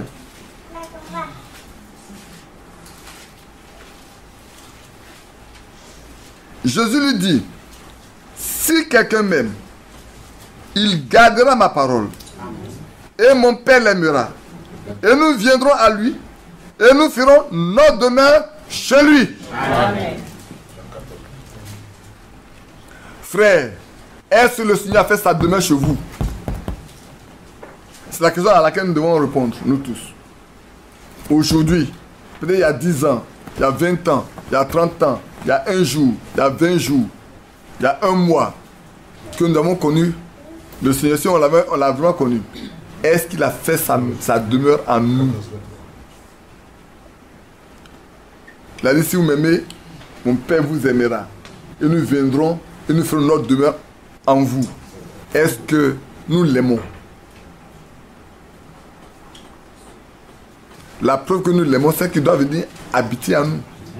C'est la seule preuve. C'est pas moi qui l'ai dit, c'est qu'il a dit. Il dit, si vous m'aimez, gardez ma parole. Amen. Mon Père vous aidera. Et nous viendrons, nous ferons notre demeure chez vous. Amen. Si ce n'est pas le cas, posez-vous la question, si vous l'aimez comme lui le veut, alors demandez-lui, Seigneur, comment on peut t'aimer? Il dit, si vous m'aimez, gardez ma parole. Il a donné la condition. Hein. Gardez ma parole. Ça veut dire, recevez-la, appliquez-la, pratiquez-la et obéissez. Je vous ai parlé déjà. Écoutez-le. C'est pas vrai? J'ai dit déjà, écoutez-le. Mais si on ne l'a pas écouté, on ne peut rien avoir. Parce que c'est lui qui donne. Il est question que nous l'écoutons. Et que nous l'avons écouté, alors nous allons l'aimer. Tous ceux qui l'ont écouté l'ont aimé. Amen. Sauf Judas.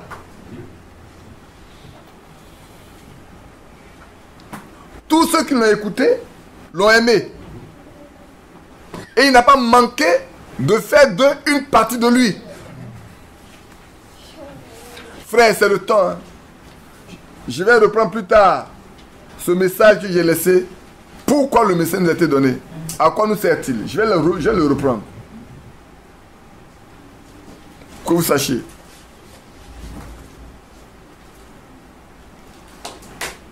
Est-ce que nous l'aimons? C'est la condition sine qua non pour qu'il vienne faire sa demeure à nous. Est-ce que nous l'aimons? Si nous l'aimons, frère, il n'y a pas de discours à faire. Il n'y a pas de discours à faire. Hein. Il dit, si vous m'aimez, vous gardez ma parole. Point. Il veut voir si vous gardez sa parole. C'est lui qui sait, qui garde sa parole. Et si vous gardez sa parole, il viendra certainement. Autrement, ne vous attendez à rien du tout. Vous allez dire, mais il est en train de susciter à nous le doute. Non, non, non. Je veux que vous connaissiez le chemin. Pour y arriver, c'est le temps. Frère, ne nous contentons pas de dire, nous sommes dans le message. Ça ne suffit pas. Si vous dites que vous êtes dans le message, vous êtes des religieux. C'est comme quelqu'un dit, tu as créé, je suis méthodiste. Je suis pentecôtiste. Je suis Assemblement de Dieu. Je suis catholique. C'est la même chose. C'est pas différent. Tu es chrétien? Oui. Et tu le démontres parce que tu vis.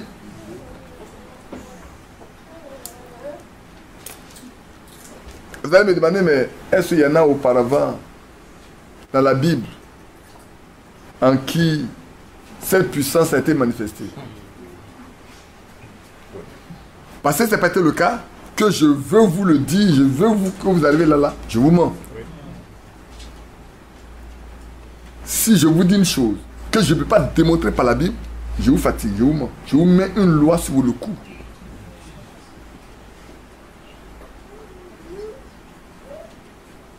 Or, nous ne sommes pas là pour ça.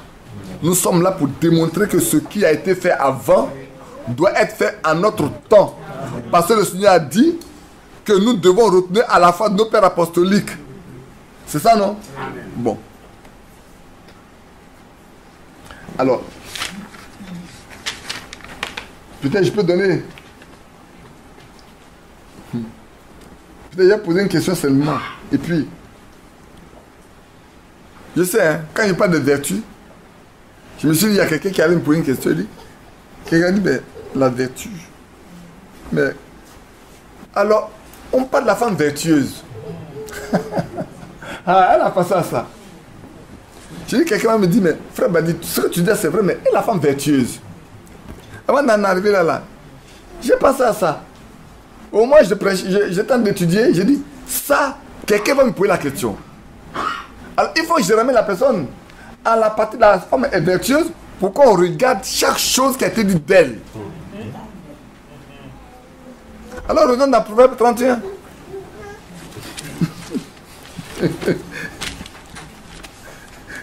Mon fils a regardé, tu ris. C'est quand Dieu conduit les choses. Tu sais. Vous savez, moi j'ai traduit le frère T.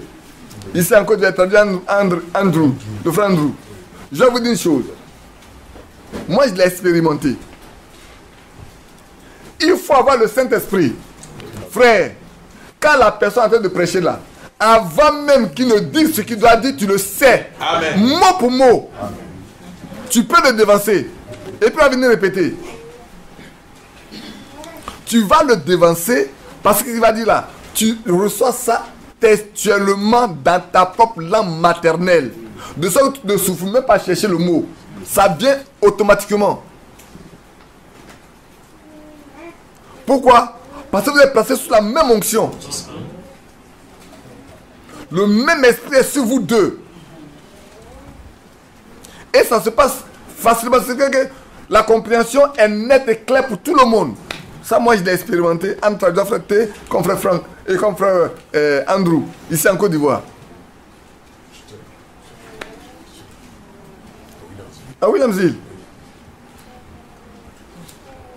Alors dans le Proverbe 31. Oh, j'étais heureux quand je lisais le Proverbe 31. J'ai lu la partie verset 10. Et puis on va venir doucement. Avant qu'on en arrive à nous-mêmes. Si on n'a pas fini, si on a... Dans 8 minutes, tu vas être 2 heures de temps. Si ce n'est pas le cas, habituellement, j'arrête toujours à un. Non.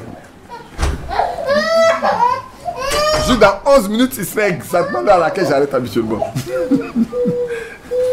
Ce n'est pas le cas, on arrêtera et puis on continuera. Mais comme aujourd'hui, on va aller à 16h, je ne sais pas s'il faut pousser un peu. Qui peut trouver une femme vertueuse? Ah là, la question est posée là. Qui peut? Là, on va me demander le mot. Et attends, frère, tu as dit le mot vertueux, elle avait une puissance.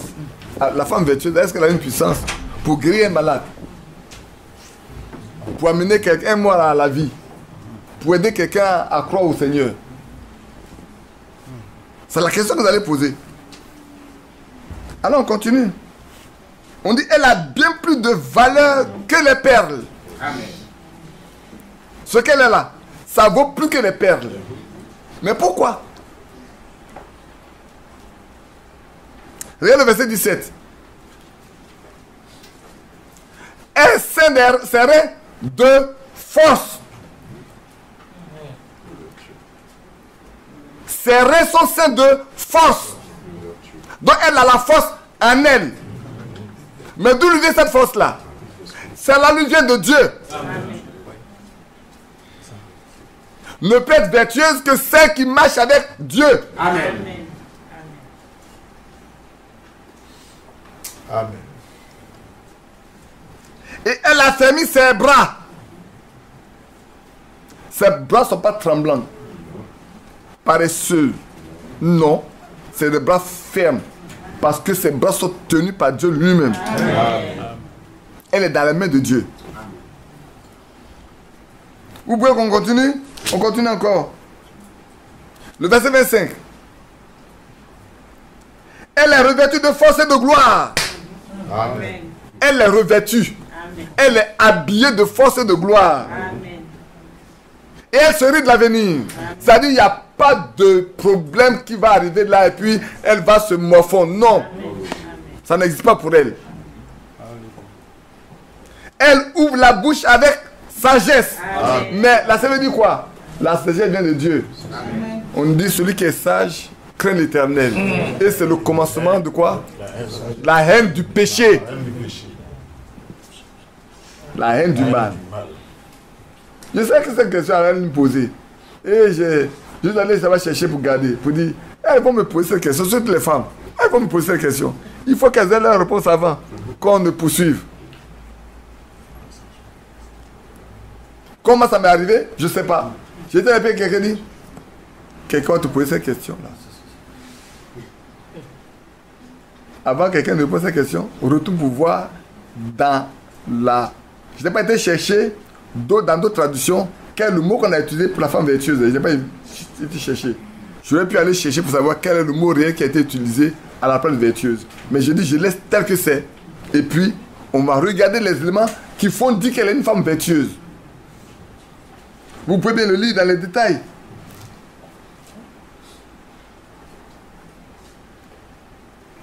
elle donne des instructions aimables. Il y en a que sa langue. On peut... Oui. Vous allez pouvoir regarder. Mais je vous demanderai de revenir là pour lire tranquillement et voir dedans.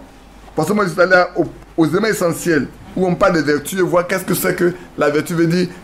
Comment est-ce que cette personne-là est faite. Si on reste avec le mot force, qui veut dire vertu, également qui veut dire puissance. Mais elle a la puissance pour faire ce qu'il faut faire pour que sa maison soit propre. Pour que sa maison soit correcte. Pour que son mari soit craint. Et pour que ses enfants puissent la louer. Et que Dieu la bénisse. Oh, notre Dieu est bon pour nous. Hein. Amen. Il est tellement bon. Alors on va aller dans 1 Pierre chapitre 2. On va aller dans 1 Pierre chapitre 2, le verset 9. Et puis certainement, on verra bien s'il faut poursuivre, s'il faut arrêter. 1 Pierre chapitre 2. Il y a encore beaucoup de passages, hein, si on veut continuer. Encore beaucoup de passages. Mais je voulais peut-être réserver le reste là pour dimanche prochain. Est-ce que dimanche prochain on est là? Normalement dimanche prochain. Dans le week-end prochain. Comme à Kouré, ils vont faire non, ils vont pas faire la veille le 20, ils vont pas faire ça le 29. Le vendredi, il y a la soeur qui a perdu son père, sa mère plutôt. Donc ils ne pourront pas faire la veille, ils vont l'enterrer. Ah oui, le frère. À Franomant. Donc ils vont enterrer. Et puis ils vont faire la veille le samedi à dimanche. Mais nous, samedi après-midi, on peut faire notre réunion. Sauf le matin. Le matin, on ne fait pas de réunion, mais le matin, on peut faire l'après-midi, on va faire la réunion. Parce que moi, je suis obligé d'aller faire la réunion. Ils veulent faire la Sainte-Sainte, non, moi, j'irai faire la Sainte-Sainte. Alors, je disais qu'on va lire dans 1 Pierre chapitre 2, verset 9. C'est ça, hein, c'est celui-là. Oh oui. Vous, au contraire, vous êtes une race élue. 1 Pierre 2, verset 9. Vous, au contraire, vous êtes une race élue. Un sacerdoce royal. Une nation sainte. Un peuple acquis. Pourquoi faire? Afin que vous annonciez les vertus de celui qui vous a appelé des ténèbres à son admirable lumière. Amen. Oui. Si ça puissance en vous, alors vous allez annoncer aux autres quoi? Ses vertus.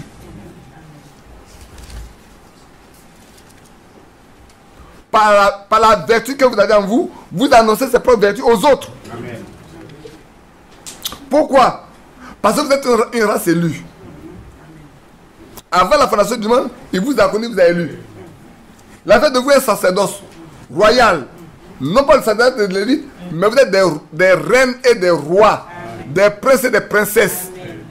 Dans son royaume, là où le roi règne. On en a parlé déjà. Hein. On a parlé de la vraie église et de la fausse église. C'est ça, non? Ah. Ceux qui sont dans ce royaume-là, ils sont placés sous une seule autorité, qui est le roi, le principal. Et vous êtes son corps, dans lequel il règne. Vous êtes une nation sainte. Vous serez saints, car je suis saint. Vous serez saints. Même si je ne vous l'ai pas là, moi je ferai que vous soyez saints. Parce que je suis saint. Quand je ne peux pas cohabiter avec ce qui n'est pas saint, je ferai de vous des saints pour que vous viviez avec moi.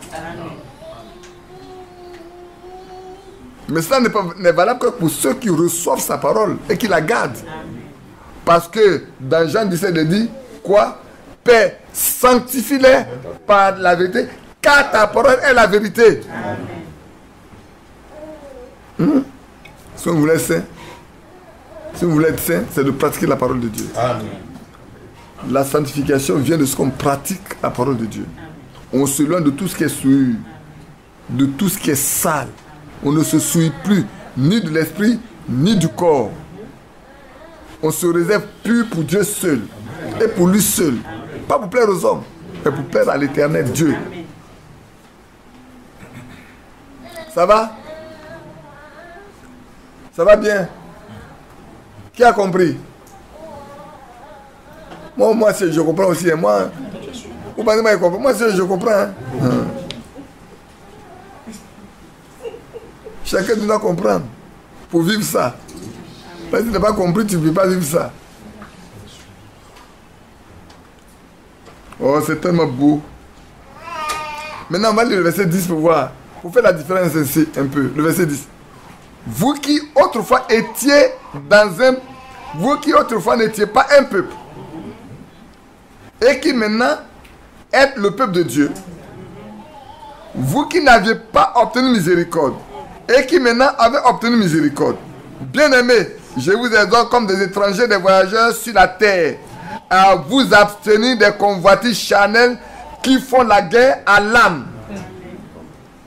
Ayez au milieu des païens une bonne conduite. Amen. Amen. Afin que là même où ils vous calomnient comme si vous étiez malfaiteurs, ils remarquent vos bonnes œuvres. Amen. Et glorifient Dieu au jour où il les visitera. Amen.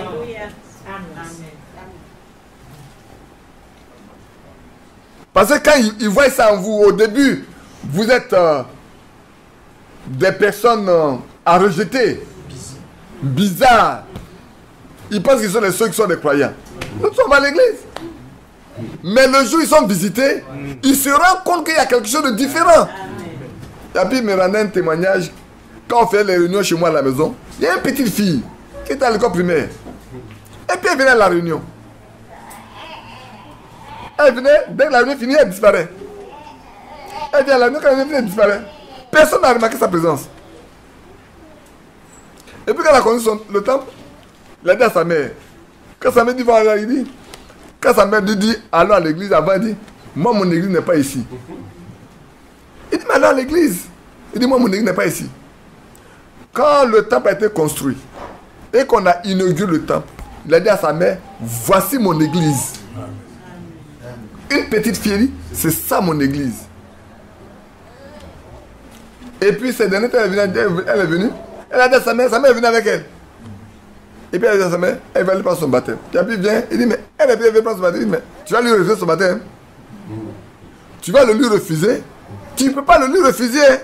Va la baptiser. C'est elle qui a demandé. Si elle a dit à sa mère, mon église n'est pas ici, et qu'elle m'a dit, voilà mon église, elle sait ce que c'est. Amen. Amen. Quand on est de Dieu là, on est prédestiné. Amen. La fille qu'on prenait pour une folle, malade, on l'a internée à Benjamin, la voix lui a dit, tu n'es pas folle. Tu vas retourner au village. Dès qu'elle est arrivée là où on construit la maison, il dit, c'est ici que tu viendras m'adorer. Ça lui est arrivé 2 fois. Le jour où on a fini d'inaugurer l'église, elle est venue. Depuis ce jour-là, la manifestation de la folie ne s'est plus produite. Elle est toujours aux réunions qu'ils font. Et le matin à 5h, et le soir à 19h, elle est toujours présente. À toutes les réunions, elle est toujours présente. Mais elle a entendu. La voix lui dit, c'est ici que tu viendras m'adorer. Peut-être tu es catholique. C'est pour ça qu'il y a plus de gens qui disent, frère, moi j'ai un point de repère. Depuis que Dieu a dit, en 94-95, aux gens de Ingracon, de venir à Kouré pour apprendre la vérité. Et il leur a donné le nom de Joseph. Ils sont venus trouver Joseph. Joseph n'a pas pu les aider. Joseph a pu demander que tu viennes. Et tu es parti à Arabo Clément. Quand vous êtes parti, c'est par vous que ces hommes sont venus et l'église est née. Aujourd'hui, tu vois, Arabo Clément ne voit plus que c'est toi ce qui est resté. Frère, tu as quelque chose à faire. Ça, c'est frère. Il y a plus de gens qui disent, c'est pas moi. Il dit les gens ne veulent pas d'Akouré, ils veulent d'Akouré, ils ne veulent pas d'Akouré, ça c'est leur problème. Mais moi je sais quelque chose que Dieu va faire après d'Akouré, je sais. Amen. Donc on reste tranquille simplement. Rien de bon ne peut sortir de la Galilée, mais quelque chose de plus grand sortir de la Galilée.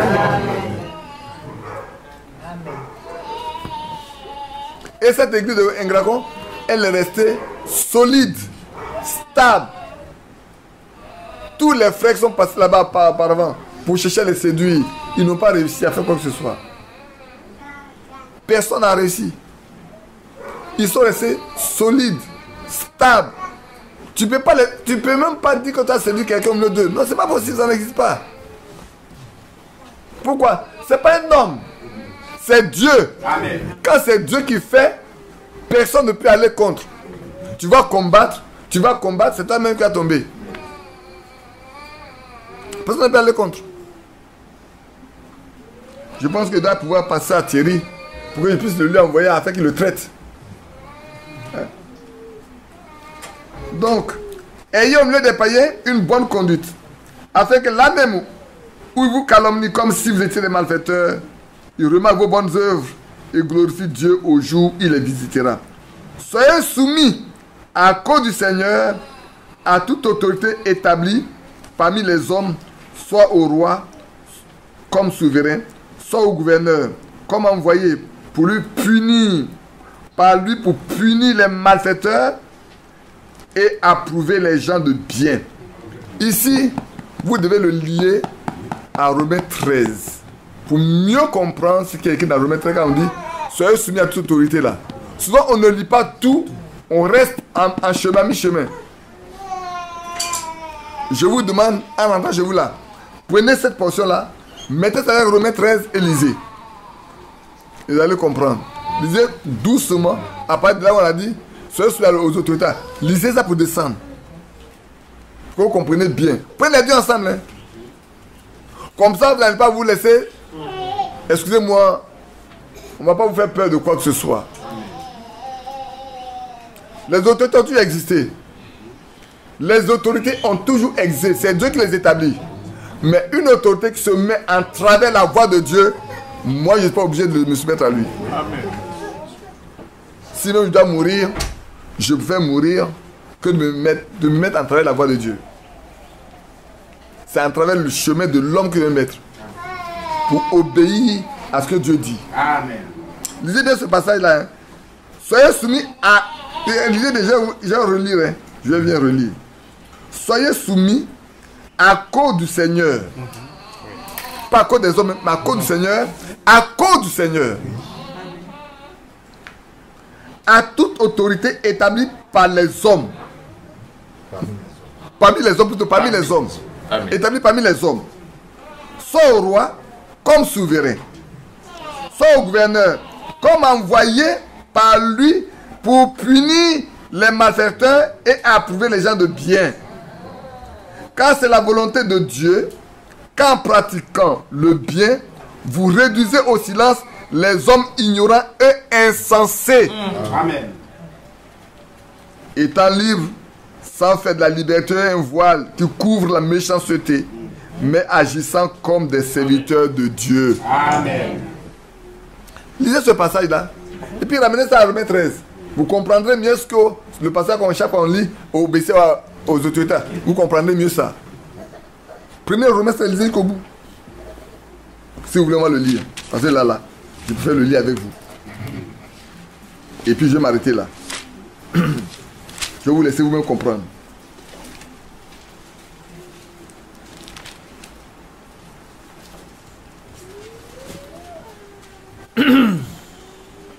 Verset 1. Que toute personne soit soumise aux autorités supérieures, car il n'y a pas d'autorité qui ne vienne de Dieu, et les autorités qui existent ont été instituées de Dieu. Si je m'arrête là, je n'ai pas tout lu. Je ne sais pas de quoi il est question. Je vais vous lire la suite. Et je vais vous laisser vous-même comprendre. Ça, je dis quelque chose. C'est pourquoi celui qui s'oppose à l'autorité résiste à l'ordre que Dieu a établi. Et ceux qui résistent attireront une condamnation sur eux-mêmes. Si je m'arrête là, je n'ai pas encore compris ce que ça veut dire. Je dois encore continuer de lire. Ce n'est pas pour une bonne œuvre, une bonne action. C'est pour une mauvaise que les magistrats sont à redouter. Veux-tu ne pas craindre l'autorité? Fais le bien et tu auras son approbation. Ah, ça devient plus clair, non? Oui. Le magistrat est serviteur de Dieu pour ton bien. Amen. Mais si tu fais le mal, crains. car ce n'est pas en vain qu'il porte l'épée, étant serviteur de Dieu, pour exercer la vengeance et punir celui qui fait le mal. Il est donc nécessaire d'être soumis, non seulement par crainte de la punition, mais encore par motif de conscience. Par rapport à qui? Par rapport au Seigneur. Amen. Alors, je fais quoi? Je viens désobéir à la parole de Dieu parce que l'autorité m'a dit de faire une chose.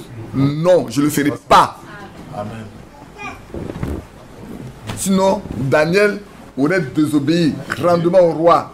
Et il méritait la mort. Et c'est ce qui a été passé. Mais Dieu, comme il obéissait à Dieu, Dieu l'a protégé. Amen. Meshach et Shadrach devaient mourir. Mais comme ils obéissaient à Dieu, Dieu les a protégés. Amen. Dieu vous protégera également si vous faites uniquement ce qui lui est agréable. Quelque chose qu'une autorité va dire. Amen. Sachez une chose, je vais vous dire une chose, je vais faire une déclaration. Si l'autorité s'en prend en vous parce que vous obéissez à Dieu, il va tomber. Clair. Amen. C'est la vérité. Si vous voulez prendre votre bicourou, écrivez ça. Si vous obéissez à Dieu en désobéissant à une autorité qui s'en prend en vous, vous verrez la suite. Amen. Amen. On ne s'en prend pas à un fils de Dieu en vain. Dieu tire vengeance.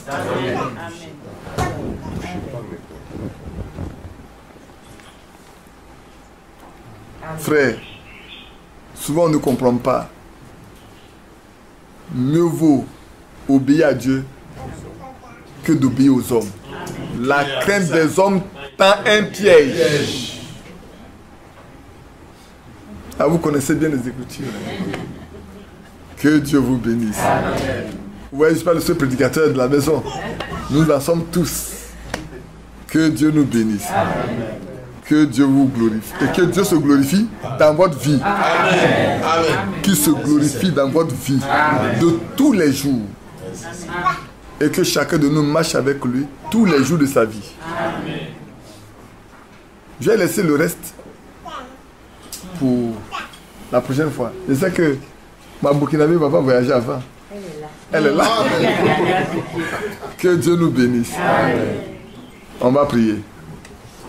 Ce n'est plus moi qui vis. Alléluia, Alléluia, c'est Jésus qui vit en moi. Ce n'est plus moi qui vis. Alléluia, Alléluia, c'est Jésus qui vit en moi.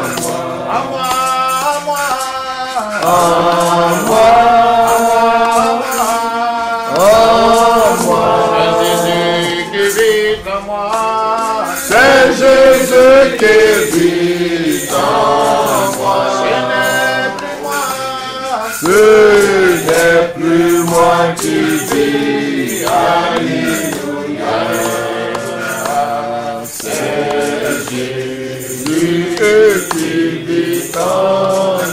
Jésus qui vit en moi.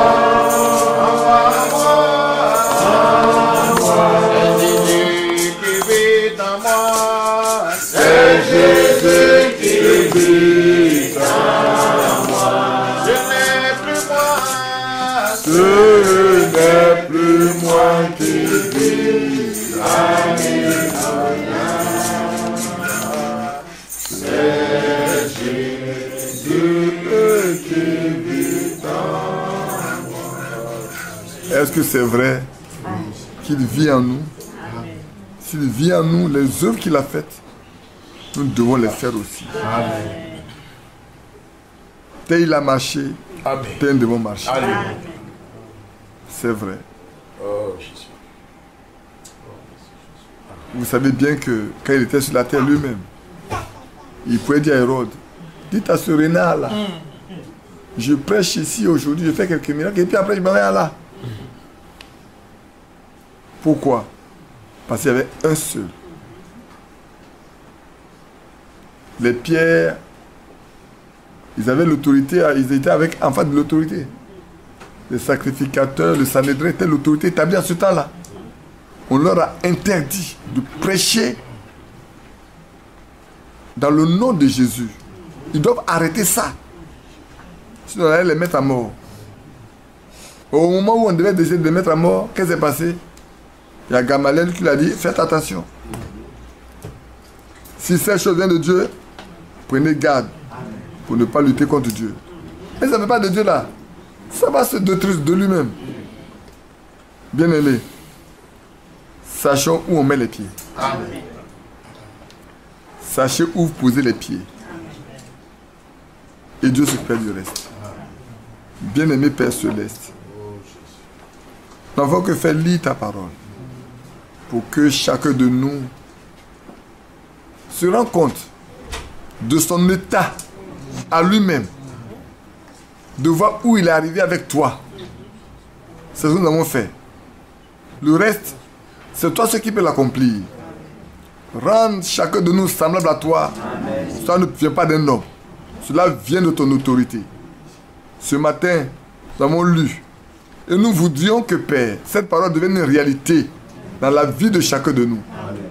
Pour qu'en sortant, ceux qui nous ont méprisés, ceux qui nous ont même insultés, puissent voir que tu vis en nous. Et que nous sommes différents d'eux. Parce que tu as promis de faire la différence entre ceux qui te servent et ceux qui ne te servent pas. Seigneur, donne-nous d'être ceux qui te servent. Amen. Donne-nous de l'être. Nous n'avons aucune puissance en nous-mêmes, mais elle doit venir de toi. Amen. Afin que, Père, désormais, nous sommes plus ce que nous avons été auparavant. C'est vrai que nous n'avons pas atteint ce que nous voulons être, mais nous savons qu'on n'était pas ce qu'on était hier. Fais de nous de vrais disciples de Jésus. Amen. Mets ta parole en nous. Et fais habiter ton esprit en nous. Fais-nous revêtir Christ. Amen. Pour tous les jours de notre vie. Relève les malades. Amen. Parce que certainement, il doit en avoir. Parce que nous sommes dans ce corps de péché. Dans ce corps corruptible. Dans ce corps mortel. Relève les malades. Guéris-les. Et nous pensons encore à ces deux frères qui sont à Yamoussoukro. Et David et ce tout autre frère qui a eu cet éclatement de la veine dans son cerveau. Seigneur, il a dit, tout concourt au bien de ceux qui aiment Dieu. Que, Seigneur, les médecins soient surpris de voir que tu as déjà guéri. Amen. Tu as déjà nettoyé tout le cerveau. Afin qu'aucune partie du cerveau ne soit atteinte. Que tout soit normal. Amen. Oh notre Dieu. Tu peux le faire. Et tu l'as déjà fait pour plusieurs. Accorde le Père. Comme cette femme qui avait la perte de sang pendant 12 ans. Qui a été guérie instantanément. Amen. Seigneur, que notre frère soit guéri instantanément. Amen. Que notre frère David qui a un problème oculaire également reçoive la guérison de son œil au nom de Jésus-Christ. Sur le milieu de nous, il y a des malades. Seigneur, il y a des affligés. Interviens et exauce-nous en accomplissant ta volonté et en prouvant que tout ce qui a été dit est la vérité. Au nom de Jésus-Christ. Amen. Amen. Amen. Que Dieu nous bénisse. Amen.